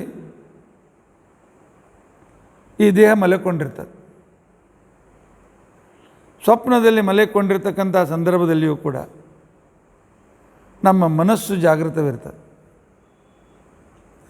ಕೋಮಾದಲ್ಲಿಯೂ ಮನಸ್ಸು ಜಾಗೃತ ಇರ್ತದೆ. ಮನಸ್ಸು ಜಾಗೃತವಿರೋದರಿಂದಾಗಿ ಸ್ವಪ್ನದಲ್ಲಿ ನಾವು ಏನು ನೋಡ್ತೇವೆ, ಎಚ್ಚರ ಆದಮೇಲೆ ನಮಗೆ ಇಂಥ ಕನಸು ಬಿತ್ತು, ಈ ಕನಸು ಬಿತ್ತು, ಆ ಕನಸು ಬಿತ್ತು ಅಂತ ತಿಳ್ಕೊಂಡು ಅಂತೇಳಿ ನಾವು ಸಣ್ಣವರಿದ್ದಾಗ ನಮ್ಮ ಅಜ್ಜಿಗೆ ಕಾಡ್ತಿದ್ವಿ. ಅಜ್ಜಿ ಸ್ವಲ್ಪ ಹಣ ಕೊಡು, ಪೇಪರ್ಮೆಂಟ್ ತೆಗೆದುಕೊಂಡು ಬರ್ತೇವೆ.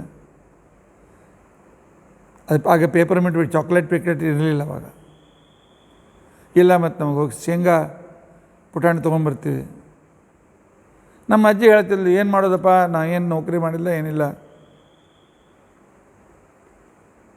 ಗಂಡ ನಿಮ್ಮ ಅಜ್ಜಿ ಅಂತಂದು ಆಗ್ತದೆ ಮಾಡಿವಿ ಅಷ್ಟೇ, ನನ್ನ ಕೈಯಾಗೇನಿಲ್ಲ. ಒಂದು ದಿವಸ ಮುಂಜಾನೆ ಕರೆದು ನಮ್ಮ ಅಜ್ಜಿ ಕರೆದು ಹೇಳಿದೆ, ಬಾಯ್ ನೋಡು, ನಿನ್ನೆ ಕನಸಿನೊಳಗೆ ನನ್ನ ಕೈ ತುಂಬ ಹಣ ಬಂದಿತ್ತು, ಇಷ್ಟೆಲ್ಲ ಪೈಸಾ ನನ್ನ ಕೈ ತುಂಬಿತ್ತು. ಆ 76 ವರ್ಷದ ಅಜ್ಜಿ ಹೇಳ್ತಾ ಇದ್ಲು ನನಗೆ. ಆಗ ನಾನು ತಗೊಳ್ಳು ನೀನು ಅಂತ ಕೊಟ್ಟೆ. ನೀವು ಹೋಗಿ ಏನು ತಂದೆ ನನಗೆ ಗೊತ್ತಿಲ್ಲ, ನೀನು ಕೊಟ್ಟಿನೋ ನಾನು. ಸ್ವಪ್ನ ನೆನಪಿದೆ, ಯಾಕೆ? ಮನಸ್ಸು ಜಾಗೃತ ಇದೆ. ಮನಸ್ಸು ಜಾಗೃತ ಇದ್ದದರಿಂದಾಗಿ ಆವಾಗ ಆ ಸ್ವಪ್ನದ ಅನುಭವ ನಮಗೆ ಆಗ್ತದೆ.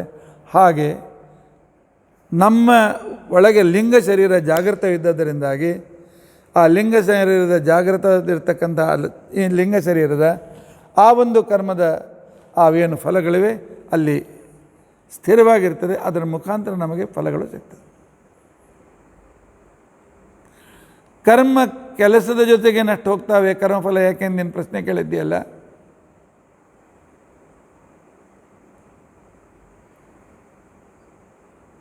ಈ ಜನ್ಮದ ಕರ್ಮ ಈಗಲೇ ಸಿಗಲಿ ಅಂತಂದಿಯಲ್ಲ, ಕೆಲವು ಸಿಗ್ತವೆ.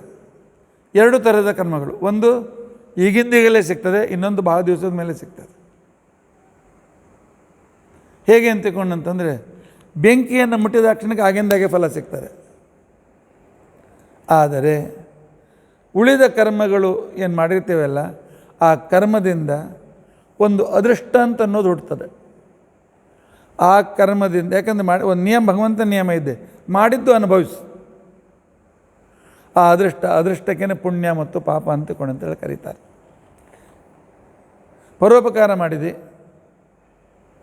ಆ ಪುಣ್ಯ ಬಂತು. ಪಾಪ ಮಾಡಿದೆ, ಕೆಟ್ಟ ಕೆಲಸ ಮಾಡಿದೆ, ಪಾಪ ಬಂತು. ಈ ಪಾಪ ಪುಣ್ಯ ಅಂತನೋ ಅದೃಷ್ಟ, ಈ ಅದೃಷ್ಟವನ್ನು ಪರಮಾತ್ಮ ಲಿಂಗ ಶರೀರದಲ್ಲಿಟ್ಟು ಅದರ ಮುಖಾಂತರ ಮುಂದಿನ ಜನ್ಮದಲ್ಲಿ ಫಲ ಕೊಡ್ತಾನೆ. ನೀನು ಮಾಡಿದ ಕರ್ಮದ ಅಂಶ ಉಳಿತದೆ, ಶರೀರ ಹೋಗ್ಬೋದು, ಅಂಶ ಉಳಿತದೆ.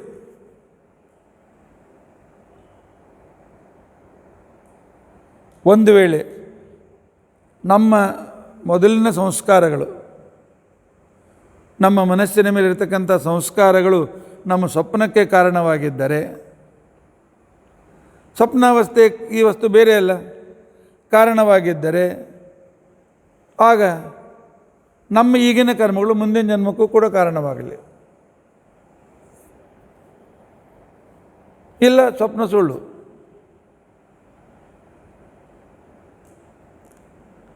ಹಾಗಾಗೋದಿಲ್ಲ. ಸ್ವಪ್ನದ ವೇಳೆಯೇ ಸತ್ಯ. ಹಿಂದಿನ ಅನೇಕ ಜನ್ಮದ ಸಂಸ್ಕಾರಕ್ಕೆ ಅನುಸಾರವಾಗಿ ಸ್ವಪ್ನ ತೋರಿಸ್ತಾರೆ. ಆದರೆ ಸ್ವಪ್ನದಲ್ಲಿ ನಾವೇನು ಮಾಡಿ ಪಡಿತೇವೆ ಅಂತಕೊಂಡಂತಂದರೆ, ಸ್ವಪ್ನದಲ್ಲಿ ನಾವು ಸತ್ತು ಹೋಗಿದ್ದೇವೆ, ನಮ್ಮ ಬಂಧು ಬಾಂಧವರು ಅಳ್ತಾ ಇದ್ದಾರೆ, ಈ ಜನ್ಮದಲ್ಲಿ ಇನ್ನೂ ಸಾಯಿಲ್ಲಲ್ಲ, ಸತ್ತೇ ಇಲ್ಲಲ್ಲ, ಇಂಥ ಸ್ವಪ್ನ ಯಾಕೆ ಬೀಳಬೇಕು? ಈ ಸ್ವಪ್ನ ಯಾಕೆ ಬಿತ್ತು? ನಾನು ಸ್ವಪ್ನದಲ್ಲಿ ಇವತ್ತು ಬೆಳಗ್ಗೆ ನನ್ನ ಮೊಮ್ಮಗ ಬಂದು ಹೇಳ್ದ, ಅಜ್ಜ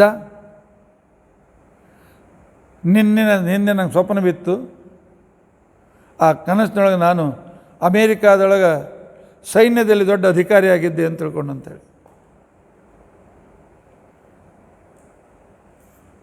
ಇನ್ನೂ ಈಗ 7ನೇ ಕ್ಲಾಸ್ನಲ್ಲಿ ಇರ್ತಕ್ಕಂಥವ. ಯಾಕೆ? ಬಹುಶಃ ಹಿಂದಿನ ಜನ್ಮದಲ್ಲಿ ಏನೋ ಒಂದು ಅಧಿಕಾರ ಪ್ರಕಾರ ಇರಬೇಕು. ಆ ಸಂಸ್ಕಾರ ಇಲ್ಲಾಗ ಬಂತು? ಅದರಿಂದ ಒಂದು ಮಾತಿನಲ್ಲಿ ಬಿಟ್ಟು, ಈ ಪುಣ್ಯ ಪಾಪ ಸಂಸ್ಕಾರಕ್ಕೆ ಅನುಸಾರವಾಗಿರ್ತಕ್ಕಂಥ ಸ್ವಪ್ನಗಳು ಇದೆಲ್ಲೂ ಈ ಜಡ ಕರ್ಮಗಳೇ ಈ ರೀತಿಯಾಗಿ ಪರಿಣತ ಆಗೋದಿಲ್ಲ. ಇವುಗಳ ಲೆಕ್ಕ ಇಡತಕ್ಕಂಥ ಒಬ್ಬನಿದ್ದಾನೆ ಭಗವಂತ. ಸ್ವಪ್ನಗಳನ್ನು ತೋರಿಸುವವನು ಅವನೇ, ಸುಷುಪ್ತಿಯನ್ನು ಕೊಡ್ತಕ್ಕಂಥವನು ಅವನೇ, ಜಾಗೃತಿಯನ್ನು ಕೊಡ್ತಕ್ಕಂಥವನು ಅವನೇ, ಜಾಗೃತಿಯಲ್ಲಿರ್ತಕ್ಕಂಥ ಅನುಭವಕ್ಕೆ ತಂದು ಕೊಡ್ತಕ್ಕಂಥವನು ವಿಶ್ವ, ಸ್ವಪ್ನದಲ್ಲಿರ್ತಕ್ಕಂಥ ಅನುಭವಗಳನ್ನು ತಿಳಿಸಿಕೊಡ್ತಕ್ಕಂಥವನು, ಸ್ವಪ್ನ ತೋರಿಸುವವನು ತೈಜಸ. ಆನಂತರ ಸುಷುಪ್ತಿಯಲ್ಲಿ ಆನಂದವನ್ನು ಅನುಭವ ಕೊಡ್ತಕ್ಕಂಥವನು ಪ್ರಾಜ್ಞ. ಅವನು ಈ ಎಲ್ಲ ರೀತಿಯಾಗಿರ್ತಕ್ಕಂಥ ಸಂಸ್ಕಾರಗಳನ್ನು ನಮ್ಮ ಶರೀರದಲ್ಲಿ ಇಟ್ಟುಕೊಂಡಿರ್ತಾನೆ.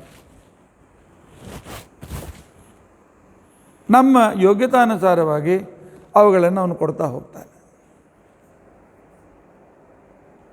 ಆದ್ದರಿಂದಾಗಿ ಮನುಷ್ಯನಾಗಿರ್ತಕ್ಕಂಥ ವ್ಯಕ್ತಿ ಏನಿರಬೇಕು ಅಂತಕೊಂಡಂತಂದರೆ, ಜಗತ್ತಿನಲ್ಲಿ ಮನಸ್ಸು ಬುದ್ಧಿಯ ಕೆಲಸ ನಂದಲ್ಲ, ನಂದು ಅಂತಂದು ಪಾಪ ಬಂತು.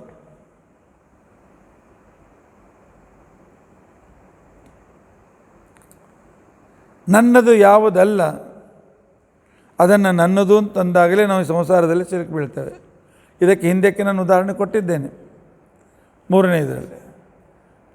ನನ್ನ ಶರೀರಕ್ಕೆ ಅನೇಕ ರೀತಿಯಾಗಿರ್ತಕ್ಕಂಥ ನನ್ನ ಕೈ ಏನೋ ಕೆಲಸ ಮಾಡ್ತಾಯಿದೆ, ನನ್ನ ಇದು ಕೆಲಸ ಮಾಡ್ತಾಯಿದೆ, ಈ ಇಂದ್ರಿಯಗಳು ಮನಸ್ಸಿನ ಮೇಲೆ ಕಂಟ್ರೋಲ್ ಇಲ್ಲ. ಆದ್ದರಿಂದಾಗಿ ಈ ದುಃಖ ಸುಖ ನನ್ನದಲ್ಲ, ನನ್ನ ಸ್ವರೂಪ ಶರೀರಕ್ಕೆ ಇದು ಏನು ಸಂಬಂಧ ಇಲ್ಲ. ಲಿಂಗ ಶರೀರ ಅದರ ಮುಖಾಂತರವಾಗಿರ್ತಕ್ಕಂಥ ಈ ಸ್ಥೂಲ ಶರೀರಕ್ಕೆ. ಆದ್ದರಿಂದಾಗಿ ಮಾತ್ರ ಸ್ಪರ್ಶಾಸ್ತಕೊಂತೆಯ ಶೀತೋಷ್ಣ ಸುಖ ದುಃಖದ. ಆದ್ದರಿಂದ ಈ ಜನ್ಮದಲ್ಲಿ ಬಂದಿರತಕ್ಕಂಥ ಜಯ ಅಪಜಯ ಈ ಶರೀರಕ್ಕೆ ಅಂತೇಳಿ ತಿಳಿದುಕೊಳ್ಬೇಕು. ಪರಮಾತ್ಮನ ಇಚ್ಛೆಯಿಂದ ಬಂದಿದೆ, ನನಗೆ ಸಂಬಂಧ ಇಲ್ಲ. ಆದ್ದರಿಂದಾಗಿ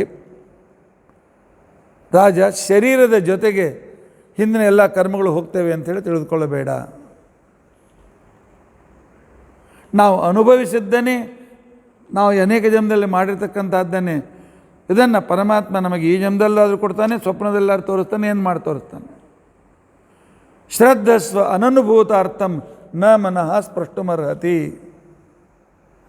ಅನುಭವ ಮಾಡದೇ ಇದ್ದಿರತಕ್ಕಂಥ ಫಲಗಳನ್ನು ಪರಮಾತ್ಮ ಈ ಜನ್ಮದಲ್ಲಿ ಕೊಡೋದಿಲ್ಲ. ನಾವು ಮಾಡಿರ್ತಕ್ಕಂಥ ಕರ್ಮಾನುಸಾರವಾಗೇ ಇರತಕ್ಕಂಥದ್ದು ಅನುಭವವಿಲ್ಲದೆ ಮನಸ್ಸು ಯಾವುದೇ ರೀತಿಯಾಗಿರ್ತಕ್ಕಂಥ ಪ್ರತಿಕ್ರಿಯೆಯನ್ನು ತೋರಿಸಲಿಕ್ಕೆ ಸಮರ್ಥವಾಗುವುದಿಲ್ಲ. ಆದ್ದರಿಂದಾಗಿ ಜೀವನದಲ್ಲಿ ನಡೀತಕ್ಕಂಥದ್ದಕ್ಕೆ ಸ್ವಲ್ಪ ನಿರ್ಲಿಪ್ತನಾಗಿರಲಿಕ್ಕೆ ಪ್ರಯತ್ನಿಸು.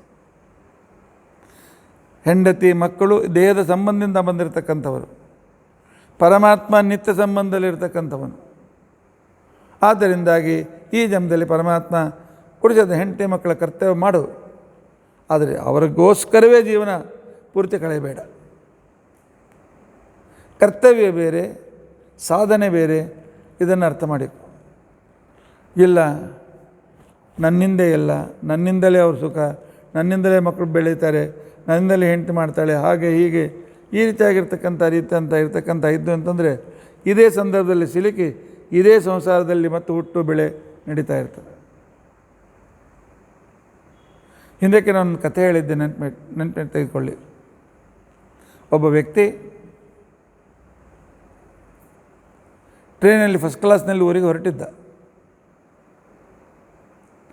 ನೆಕ್ಸ್ಟ್ ಸ್ಟೇಷನ್ನಿಗೆ ಒಬ್ಬಳು ಒಳ್ಳೆ ಸುಂದರಿಯಾಗಿರ್ತಕ್ಕಂಥ ಹೆಂಡತಿ ಬಂದು, ಸುಂದರಿಯಾದ ಹೆಣ್ಮಗಳು, ಹೆಂಡತಿ ಅಲ್ಲ, ಹೆಣ್ಮಗಳು ಬಂದು ಜೊತೆಲಿ ದೊಡ್ಡ ಉದ್ದ ಪೆಟ್ಟಿಗೆ ತೊಗೊಂಬಂದಿದ್ಲು. ಕೂಲಿಕಾರರಿಂದ ಪೆಟ್ಟಿಗೆ ಇಡಿಸಿದ್ಲು. ದೊಡ್ಡ ಪೆಟ್ಟಿಗೆ ಏನಪ್ಪ ಎಂಥದ್ದೇನು, ಎಷ್ಟು ಒಳ್ಳೊಳ್ಳೆ ಸಾಮಾನು ತುಂಬಿರಬೇಕು ಅಂತೇಳಿ ಎದುರಿಗೆದ್ದ ವ್ಯಕ್ತಿ ವಿಚಾರ ಮಾಡ್ತಾಯಿದ್ದ.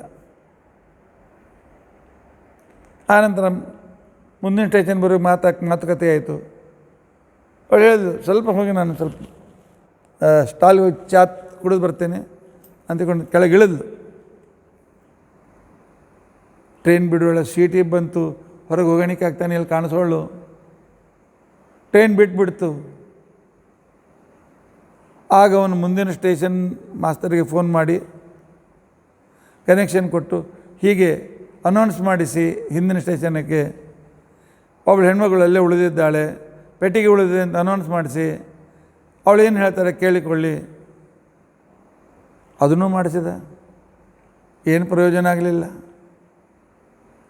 ಈ ರೀತಿಯಾಗಿ ಅವನು ಸುಮಾರು 20-30 ಸ್ಟೇಷನ್ ಹೋಯ್ತು, ತನ್ನ ಊರು ಸಮೀಪಿಸ್ತು. ಇಲ್ಲಿವರೆಗೂ ಯಾವುದೇ ರೀತಿಯಾಗಿರ್ತಕ್ಕಂಥ ಇದಕ್ಕೆ ವಾರಸ್ದಾರ ಬರಲಿಲ್ಲ. ಹಾಗಾದ್ರೆ ಈ ಪೆಟ್ಟಿಗೆ ನಂದೇ ಅಂತ ತಿಳ್ಕೊಂಡಂತಂದ್ರೆ ಏನು ತಪ್ಪು? ಯಾರಂತೂ ಬಂದಿಲ್ಲ, ಇನ್ನೂ ಯಾವುದೇ ರೀತಿಯಾಗಿ ಸೂಚನೆ ಬಂದಿಲ್ಲ. ಆ ಹೆಣ್ಮಗಳು ತಿರುಗಿ ಬಂದಿಲ್ಲ. ಯಾಕೆ ನಾನು ಸ್ಟೇಷನ್ ಬಂತೀಗ, ನಾನು ತಗೊಂಡು ಇಳಿದ್ಬಿಟ್ರೆ ನನಗೆ ತೊಗೊಂಡೋಗಿ ಏನಿದೆ ನಾನು ಅನುಭವಿಸ್ಲಿಕ್ಕೆ ಆಗ್ತದೆ ಅಂಥ ಮನಸ್ಸಿನಲ್ಲಿ ಬಂದು ತನ್ನದಾದೇ ಇರತಕ್ಕಂಥ ಆ ಪೆಟ್ಟಿಗೆಯನ್ನು ಬಂದಾಕ್ಷಣಕ್ಕೆ ಕೂಲಿಗರನ್ನು ಇಳಿಸು ಅಂತಕೊಂಡು ಪೆಟ್ಟಿಗೆ ಇಳಿಸಿದ್ರೆ ಎಲ್ಲ ಆಯಿತು. ಆನಂತರ ಸ್ಟೇಷನ್ ಮಾಸ್ತರ್ ಬಂದು ನೋಡ್ದ, ಏನು ಈ ಪೆಟ್ಟಿಗೆ ಯಾರದು? ನಿಂದು. ಇಟ್ಟು ದೊಡ್ಡ ಪೆಟ್ಟಿಗೆ ಏನೇ ಸ್ವಲ್ಪ ತೆಗಿ ನೋಡೋಣ, ಚೆಕ್ ಮಾಡ್ತೇವೆ ಅಂತಕೊಂಡು ಇವರು ಪೊಲೀಸರನ್ನು ಕರೆಸಿದ. ಹೇಳಿದೆ, ಚೆಕ್ ಪ್ಯಾಕೆಟ್ ನೋಡಿದೆ, ಎಲ್ಲೋ ಕೀಲಿಕೆ ಬಿದ್ದು ಹೋದಂತ ಕಾಣಿಸ್ತದೆ, ಕೀಲಿಕೆ ಇಲ್ಲ. ಹಾಗಾದ್ರೆ ಹೊಡೀರಿ ಅಂತ. ಆಗ ಪೊಲೀಸರು ಕೀಲಿಯನ್ನು ಮುರಿದ್ರು. ಬಾಗಿಲ ತೆಗಿತಾರೆ, ಒಳಗೊಂದು ಡೆಡ್ ಬಾಡಿ. ನಂಗೆ ಗೊತ್ತಿಲ್ಲ, ನಂದಲ್ಲ, ಯಾವುದೋ ಹೆಣ್ಮಕ್ಳು ತಂದು ಇಟ್ಟಿದ್ಲು. ಇಲ್ಲಿವರೆಗೆ ನಾನೊಂದು ಕ್ಲೇಮ್ ಮಾಡಿದ್ದೀಯಲ್ಲ, ನಡಿ, ನೀನೇ ಮರ್ಡರ್ ಮಾಡಿದವನು. ಪೊಲೀಸ್ ಹಿಡ್ಕೊಂಡು ಹೋದ್ರು. ಅದೇ ರೀತಿಯಾಗಿ ನನ್ನದಾಗದೇ ಇರತಕ್ಕಂಥ ಈ ದೇಹವನ್ನು ನಾನೇನು ತಿಳಿದುಕೊಂಡ್ರೆ, ಈ ದೇಹ ನನ್ನ ಬಾಡಿಗೆ ಮನೆ, ದೇವರು ಕೊಟ್ಟಿರ್ತಕ್ಕಂಥ ಬಾಡಿಗೆ ಮನೆ, ಇದಕ್ಕೆ ಎಷ್ಟು ಉಪಯೋಗಿಸ್ಬೇಕು ಅಷ್ಟೇ ಉಪಯೋಗಿಸ್ಬೇಕು. ಈ ಬಾಡಿಗೆ ಮನೆಗೋಸ್ಕರ ಭಾಳ ಖರ್ಚು ಮಾಡಬಾರ್ದು.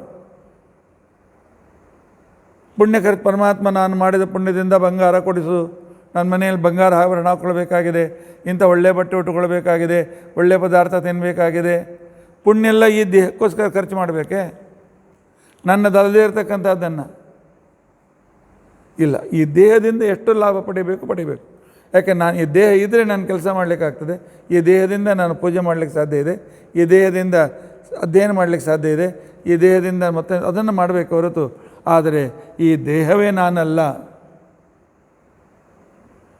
ದೇಹಕ್ಕಾಗಿರ್ತಕ್ಕಂಥ ಸುಖ ದುಃಖಗಳು ನನ್ನೂ ಅಲ್ಲ ಅಂತಕ್ಕಂಥ ಒಂದು ನಿರ್ಲಿಪ್ತತೆ ಬಂದರೆ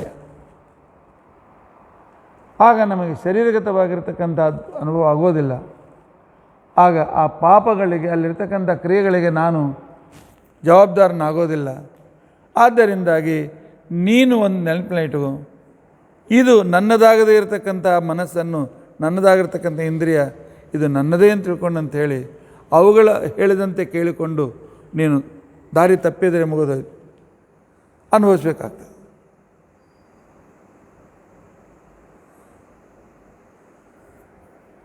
ಇರಲಿ, ಆದರೂ ಕೂಡ ಒಂದು ಮಾತನ್ನು ನೆನಪಿಟ್ಕೊ, ಈ ಹೊರಗಿನ ಮನಸ್ಸು, ಲಿಂಗ ಶರೀರದ ಮನಸ್ಸು. ಹಾಗಾದರೆ ಸ್ವರೂಪ ಮನಸ್ಸು, ಸ್ವರೂಪ ಮನಸ್ಸು ಇದಕ್ಕೇನಾದ್ರು ಸಂಬಂಧ ಇದೆಯೇನು? ಹೇಗೆ ಸ್ಥೂಲ ಮನಕ್ಕೂ ಈ ಮನಕ್ಕೂ ಸಂಬಂಧ ಇದ್ದಂತೆ ಅಂತ ತಿಳ್ಕೊಂಡಂತ ಹೇಳಿದರೆ ಇಲ್ಲ. ಇವೆರಡು ಪ್ರತ್ಯೇಕವಾಗಿಯೇ ಇವೆ, ಒಂದಿಲ್ಲ. ಏಕೆ ಅಂತ ತಿಳ್ಕೊಂಡಂತಂದರೆ ಚಂದ್ರನ ಗ್ರಹಣ ಆಗಿರ್ತದೆ. ರಾಹುಗ್ರಸ್ತ ಚಂದ್ರ, ರಾಹು ಬೇರೆ ಚಂದ್ರ ಬೇರೆ ಅಂತ ನಮಗೆ ಹೇಗೆ ಗೊತ್ತಾಗ್ತದೆಯೋ ಆ ರೀತಿಯಾಗಿ ನಾನು ನನ್ನ ಸ್ವರೂಪ, ಜೀವನ ಸ್ವರೂಪ ಮನ ಅಂತ ತಿಳ್ಕೊಂಡಂತೇನಿದೆ, ಈ ಮನವು ಪ್ರತ್ಯೇಕವಾಗಿ ಇದೆ. ಇವುಗಳ ಸಂಸ್ಕಾರ ಈ ಮನಸ್ಸಿನ ಮೇಲೆ ಆಗಲೇಬೇಕು ಅಂತ ನಿಯಮವಿಲ್ಲ. ಸ್ಥೂಲ ಶರೀರ ಮತ್ತು ಲಿಂಗ ಶರೀರದ ಮನಸ್ಸಿನಲ್ಲಿ ಕಾಂಟ್ಯಾಕ್ಟ್ ಇದ್ದಂತೆ ಈ ಸ್ವರೂಪ ಶರೀರಕ್ಕೆ ಇಲ್ಲ. ಮತ್ತು ಸಂಸ್ಕಾರಗಳು ಇದಕ್ಕೆ ಕಾರಣ ಅಂತ ತಿಳ್ಕೊಂಡಂತ ಹೇಳಿದರೆ, ಆದರೆ ಸುಪ್ತಿಯಲ್ಲಿ ನಮ್ಮ ಈ ಮನಸ್ಸು ನಿಷ್ಕ್ರಿಯವಾಗಿರ್ತದೆ. ಮೂರ್ಛಾದಲ್ಲಿ ಸುಪ್ತ ಮನಸ್ಸು ನಿಷ್ಕ್ರಿಯವಾಗಿರ್ತದೆ. ದುಃಖದ ತೀವ್ರತೆಯಲ್ಲಿ ಈ ಮನಸ್ಸು ನಿಷ್ಕ್ರಿಯವಾಗಿರ್ತದೆ. ಆಕ್ಸಿಡೆಂಟ್ ಆದ ಸಮಯದಲ್ಲಿ ಮನಸ್ಸು ನಿಷ್ಕ್ರಿಯವಾಗಿರ್ತದೆ. ಆಮೇಲೆ ನಾನು ನನ್ನದು ನಾನೇ ಭೋಕ್ತ ನಾನೇ ಕರ್ತ ಅಂತ ತಿಳ್ಕೊಂಡಂತಕ್ಕಂಥದ್ದು ಈ ದೇಹಗಳಿಗೆ ಯಾವುದೂ ಸಂಸ್ಕಾರವೇ ಇಲ್ಲ. ಇನ್ನು ಅತ್ಯಂತ ಬಾಲ್ಯದಲ್ಲಿ ಕೂಸಿದ್ದಾಗ ಇತ್ಯಾದಿಗಳಲ್ಲಿ ಯಾವುದೇ ರೀತಿಯಾಗಿರ್ತಕ್ಕಂಥ ಸಂಸ್ಕಾರ ಇರೋದಿಲ್ಲ. ಸಂಸ್ಕಾರ ಇಲ್ಲದೇ ಇರೋದರಿಂದಾಗಿ ನಮಗೆ ಅದರ ಪರಿಣಾಮ ಹೇಗಾಗ್ತದೆ. ಅಲ್ಲಿ ಈ ಸಂಸ್ಕಾರಗಳಿಗೆ ಅದನ್ನು ಈ ರೀತಿಯಾಗಿರ್ತಕ್ಕಂಥದ್ದನ್ನು ಅನುಭವಿಸ್ತಕ್ಕಂಥವ್ರು ಯಾರು? ನಾರದರು ಹೇಳ್ತಾರೆ, ಇಂಥ ವೇಳೆಯಲ್ಲಿ ಸ್ಥೂಲ ಮನಸ್ಸು ನಿಷ್ಕ್ರಿಯವಾಗಿದ್ದರೂ ಸಾಕ್ಷಿ ಅಂತಕ್ಕಂಥ ನಮ್ಮ ಸ್ವರೂಪದ ಮನಸ್ಸಿದೆಯಲ್ಲ, ಇದಕ್ಕೆ ಅದು ಸಾಕ್ಷಿಯಾಗಿರ್ತದೆ. ಸಾಕ್ಷಿಯಾಗಿದ್ದರಿಂದಲೇ ಸುಷುಪ್ತಿಯಲ್ಲಿ ಸ್ಥೂಲ ಮನಸ್ಸು ನಿಷ್ಕ್ರಿಯವಾಗಿದ್ದರೂ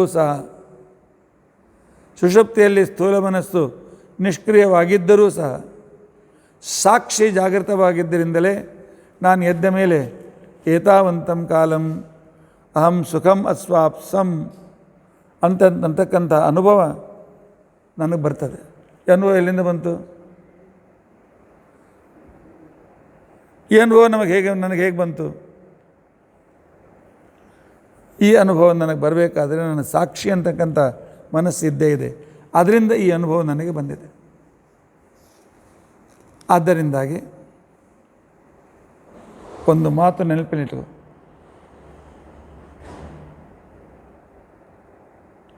ಜಡವಾದ ಮನಸ್ಸು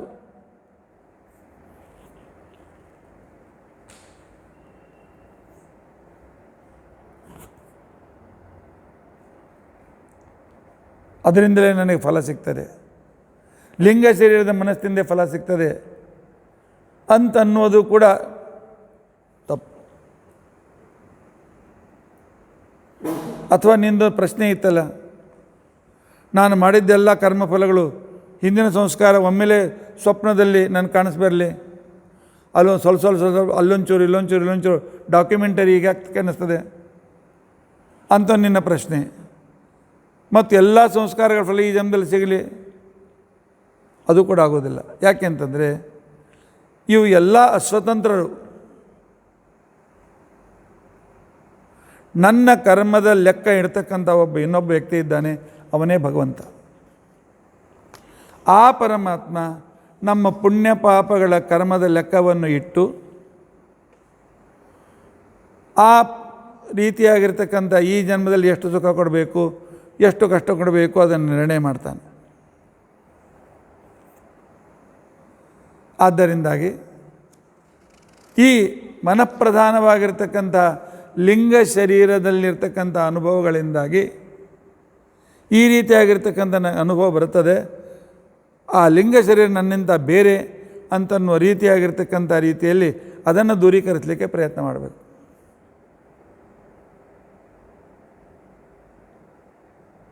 ಆಗ ಪ್ರಾಚೀನ ಬರೀ ಕೇಳ್ತಾನೆ. ಇಲ್ಲ ವಿಷಯ ಸ್ವಲ್ಪ ನಿಮಗೆ TDS ಅಂತ ಅನ್ನಿಸ್ತಲ್ಲ, ಒಂದು ಸ್ಪಷ್ಟ ತಿಳಿದುಕೊಂಡ್ಬಿಡಿ. ನಮ್ಮ ಮನಸ್ಸು ಮತ್ತು ನಮ್ಮ ಇಂದ್ರಿಯಗಳು, ಅವುಗಳಿಂದ ನಾವು ಆಕರ್ಷಿತರಾಗಿ ನಂದು ಅಂತ ತಿಳ್ಕೊಂಡಂತಂದರೆ ನಾವು ಬಂಧನದಲ್ಲಿ ಬೀಳ್ತೇವೆ. ಅವುಗಳನ್ನು ನಮ್ಮ ವಶದಲ್ಲಿ ಇಟ್ಟುಕೊಂಡಿದ್ದರೆ ನಮ್ಮ ಕಡೆಯಿಂದ ಕೆಟ್ಟ ಕೆಲಸ ಆಗೋದಿಲ್ಲ. ಅವುಗಳ ಅಧೀನವಾಗಿ ನಾನು ನನ್ನ ಮನಸ್ಸು ಕೇಳ್ತದೆ, ನನ್ನ ಬುದ್ಧಿ ಅದು ಬೇಕನ್ನಿಸ್ತದೆ, ನನ್ನ ಕೈ ಇದು ಬೇಕಂತ ಅನ್ನಿಸ್ತದೆ, ನನಗೆ ಶರೀರ ಇಂಥದ್ದು ಬೇಕನ್ನಿಸ್ತದೆ, ಅಂಥದ್ದು ಬೇಕನ್ನಿಸ್ತದೆ ಅಂತ ತಿಳ್ಕೊಂಡಂತ ಹೇಳಿ ನೀವು ವಿವೇಕ ಬಿಟ್ಟು ಅದು ಹೇಳಿದಂತೆ ಶಾಸ್ತ್ರ ವಿರುದ್ಧ ಕಾರ್ಯವನ್ನು ಮಾಡಿದರೆ ಆಗ ಅದಕ್ಕೆ ಜವಾಬ್ದಾರಿ ನೀವಾಗ್ತೀರಿ. ಆ ಜವಾಬ್ದಾರಿ ನೀವಾಗಿರ್ತಕ್ಕಂಥ ಸಂದರ್ಭದಲ್ಲಿ ದೇವರು ಆ ಪುಣ್ಯ ಪಾಪಗಳನ್ನು ನಿಮ್ಮ ಹೆಸರಿನಲ್ಲಿ ರಿಸರ್ವ್ ಆಗಿಡ್ತಾನೆ. ಎಲ್ಲಿಟ್ಟಿರ್ತಾನೆ? ಆ ಲಿಂಗ ಶರೀರದಲ್ಲಿ ಇಡ್ತಾನೆ. ಹಾಗಾದ್ರೆ ಲಿಂಗ ಶರೀರ ಅಂದರೆ ಏನು? ಹಿಂದಕ್ಕೆ ಬಂದಿದೆ. ಆದರೂ ಕೂಡ ಪರಮಾತ್ಮ ಭಾಗವತ ಹೇಳ್ತಾರೆ, ಏಕಂ ಪಂಚವಿಧಂ ಲಿಂಗಂ ತ್ರಿವತ್ ಷೋಡಶ ವಿಸ್ತರಂ ಏಷ ಚೇತನಯ ಯುಕ್ತ ಜೀವ ಇತ್ಯವಿಧೀಯತೆ. ನೋಡು, ಪ್ರಾಣ, ಇಂದ್ರಿಯ, ಅಂತಃಕರಣ ಇವು ಮೂರೂ ಸೇರಿದಾಗ ಅದಕ್ಕೆ ತ್ರಿವೃತ್ ಅಂತ ತಿಳ್ಕೊಂಡಂತ ಹೆಸರು. ಈ ತ್ರಿವೃತ್ 5 ಸಂಖ್ಯೆಯಲ್ಲಿವೆ.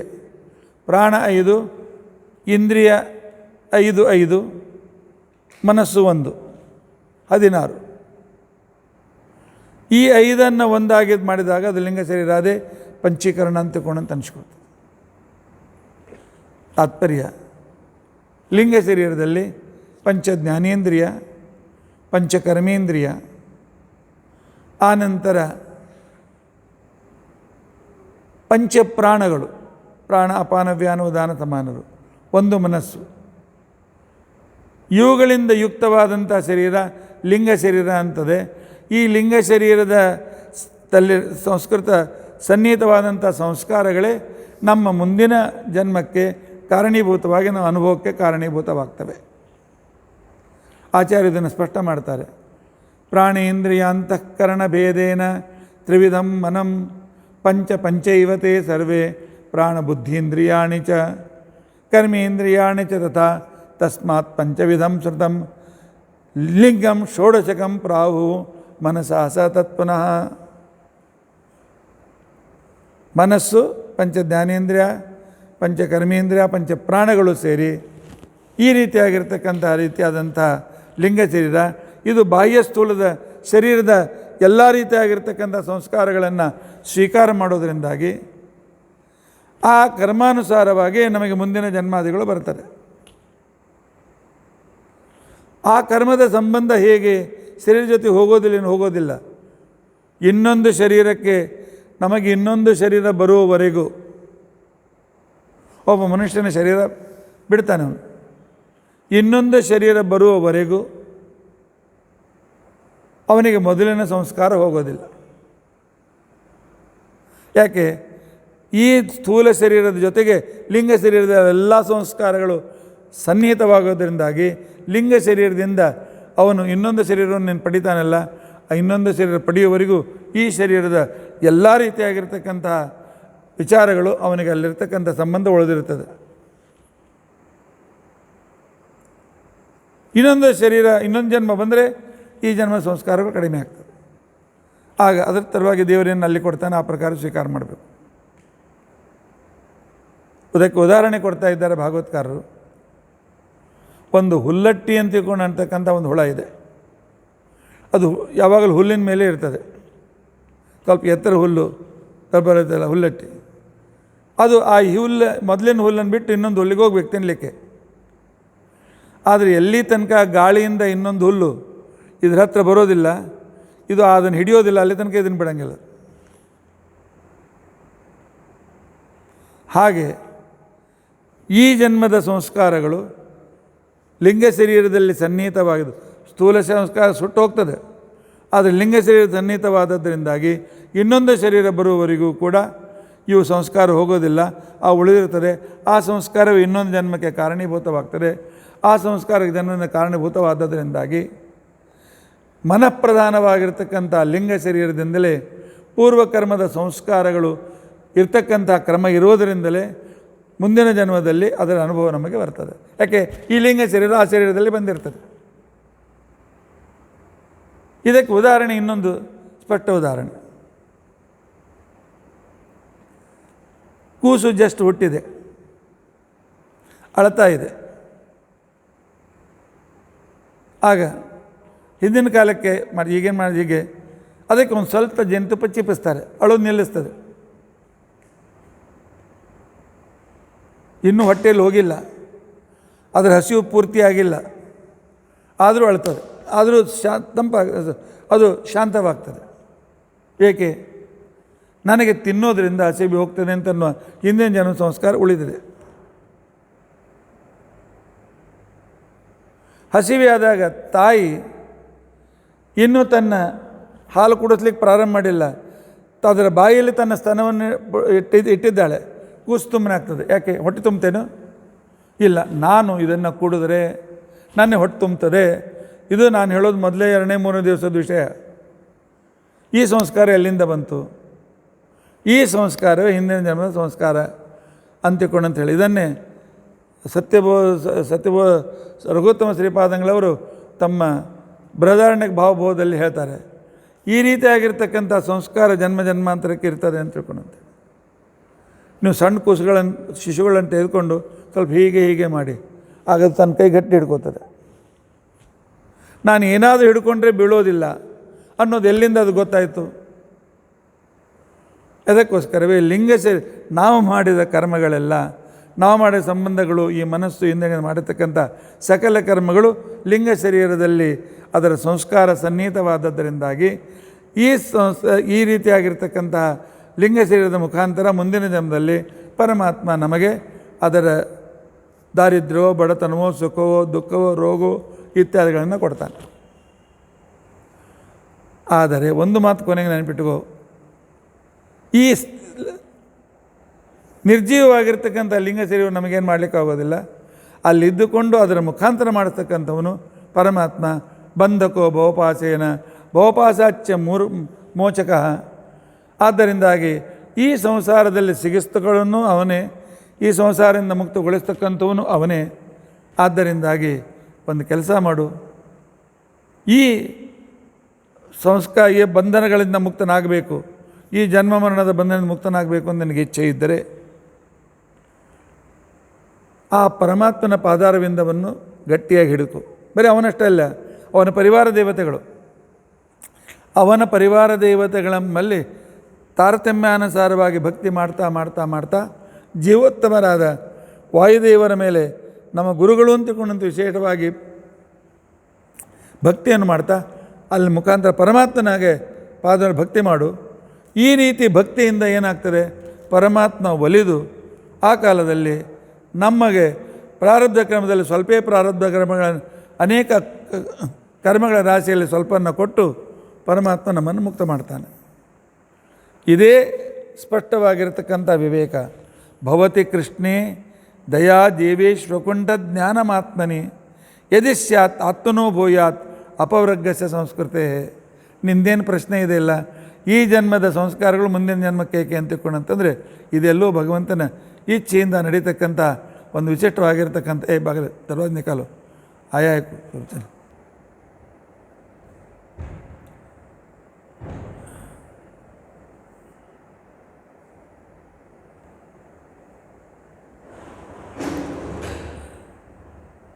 ಆದ್ದರಿಂದಾಗಿ ದೇಹದಿಂದ ವ್ಯತಿರಿಕ್ತವಾಗಿರ್ತಕ್ಕಂತಹ ಒಂದು ಜ್ಞಾನಾತ್ಮಕವಾಗಿರ್ತಕ್ಕಂಥ ಒಬ್ಬ ಜೀವ ಪ್ರತ್ಯೇಕವಾಗಿದ್ದಾನೆ. ಪರಮಾತ್ಮನಲ್ಲಿ ಭಕ್ತಿ ಮಾಡೋದರಿಂದಾಗಿ ಪರಮಾತ್ಮ ಅವನಿಗೆ ದರ್ಶನವನ್ನು ಕೊಡ್ತಾನೆ.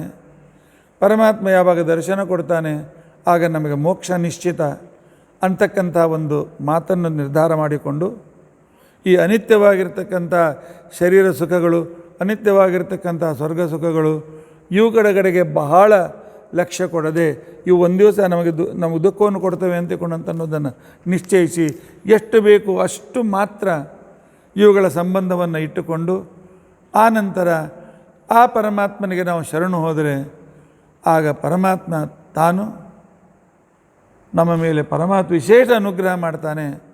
ಆದ್ದರಿಂದಾಗಿ ಆ ಪರಮಾತ್ಮನ ಈ ವಿಶೇಷ ಅನುಗ್ರಹವನ್ನು ಸಂಪಾದನೆ ಮಾಡೋದಕ್ಕೋಸ್ಕರ ನಾವು ಪ್ರಯತ್ನಿಸಬೇಕು ಅಂತ ತಿಳ್ಕೊಂಡಂತ ಹೇಳಿ ನಾರದರು ಹೇಳಿದಾಗ ಆವಾಗ ಪ್ರಾಚೀನಬರಿಗೆ ಬಹಳ ಸಂತೋಷವಾಗ್ತದೆ. ಸಂತೋಷವಾಗಿ ಹೇಳ್ತಾನೆ. ಆಚಾರ್ಯರು ಇಲ್ಲಿ ತಾತ್ಪರ್ಯದಲ್ಲೂ ಕೂಡ ವಿಶೇಷವಾಗಿ ತಿಳಿಸಿ ಹೇಳ್ತಾರೆ, ಹೇಗೆ ಸ್ವರ್ಗ ನರಕಗಳೇ ಅನಿತ್ಯಗಳು, ಹೇಗೆ ಸ್ವಪ್ನಾವಸ್ಥಾದಿಗಳು ಕೂಡ ಹೇಗೆ ಅನಿತ್ಯವು, ಇವೆಲ್ಲವನ್ನು ತೋರಿಸ್ತಕ್ಕಂಥ ವ್ಯಕ್ತಿ ಪರಮಾತ್ಮ ಅಂತೇಳಿ ತಿಳಿದುಕೊಂಡು ಭೂತ ಭವಿಷ್ಯತ್ ಇತ್ಯಾದಿಗಳೆಲ್ಲವೂ ಕೂಡ ಭಗವಂತನ ಅಧೀನ ಅಂತ ಅನ್ನೋದನ್ನು ಅರ್ಥ ಮಾಡಿಕೊಂಡು ನೀನು ಯಾವಾಗ ಪರಮಾತ್ಮನ ಪಾದಕ್ಕೆ ಬರ್ತಿದೆ ಆ ಕಾಲಕ್ಕೆ ನಿನಗೆಲ್ಲೂ ಅದರ ಅರ್ಥವಾಗ್ತದೆ. ಅದರಿಂದಾಗಿ ಭಗವಂತನಿಗೆ ಶರಣು ಹೋಗು, ಉದ್ಧತನಾಗು ಅಂತ ತಿಳ್ಕೊಂಡಂತ ಹೇಳಿ ಆ ಕಾಲದಲ್ಲಿ ನಾರದರು ಹೊರಟೋಗ್ಬಿಟ್ಟಿದ್ದಾರೆ. ಮೈತ್ರಿಯ ಉದರಿಗೆ ಹೇಳ್ತಾ ಇದ್ದಾರೆ, ನಾರದರು ಪ್ರಾಚೀನ ಬರಿಗೆ ಭಗವಂತನ ಸ್ವಾತಂತ್ರ್ಯತ್ವವನ್ನು, ಗುಣಪೂರ್ಣವತ್ವವನ್ನು, ಜೀವನಿಗೆ ಅವನು ಜೀವ ಪರಮಾತ್ಮನ ಅಧೀನಾಗಿದ್ದಾನೆ ಅಂತಕ್ಕಂಥ ವಿಷಯವನ್ನು, ಜೀವಾತ್ಮ ಪರಮಾತ್ಮನಿರತಕ್ಕಂಥ ಭೇದವನ್ನು, ಅನಿತ್ಯವಾದಂಥ ಸುಖವನ್ನು ಬಯಸೋ ಬದಲಾಗಿ ನಿತ್ಯ ಮೋಕ್ಷವನ್ನು ಪಡೆಯಬೇಕು ಅಂತನ್ನೋದನ್ನು ತಿಳಿಸಿ ಹೇಳಿ ಆ ಕಾಲದಲ್ಲಿ ನಾರದರು ಅವನ ಅನುಮತಿಯನ್ನು ತೆಗೆದುಕೊಂಡು ತಾವು ಹೊರಟೋಗಿಬಿಟ್ಟಿದ್ದಾರೆ. ಈ ಕಡೆಗೆ ಪ್ರಾಚೀನವರಿಗೂ ಕೂಡ ತನ್ನ ಮಕ್ಕಳಿಗೆ ತನ್ನ ಸಂಪೂರ್ಣ ರಾಜ್ಯವನ್ನು ಕೊಟ್ಟು ಆ ಕಾಲದಲ್ಲಿ ಆ ಪ್ರಾಚೀನವರಿಗೂ ಕೂಡ ಕಪಿಲಾಶ್ರಮಕ್ಕೆ ಸಾಧನೆ ಮಾಡೋದಕ್ಕೋಸ್ಕರ ಹೊರಟೋಗಿದ್ದಾನೆ.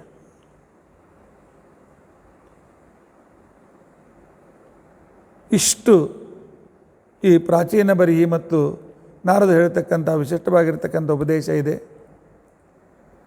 ಉಳಿದ ವಿಚಾರಗಳನ್ನು ನಾಳಿನ ದಿವಸ ನಾವು ತಿಳಿದುಕೊಳ್ಳಲಿಕ್ಕೆ ಪ್ರಯತ್ನಿಸೋಣ. ಇತಿ ಅದ್ಯ ಕಥಾ ಪ್ರಸಕ್ತಿ. ಶ್ರೀಕೃಷ್ಣ ಅರ್ಪಣಮಸ್ತು.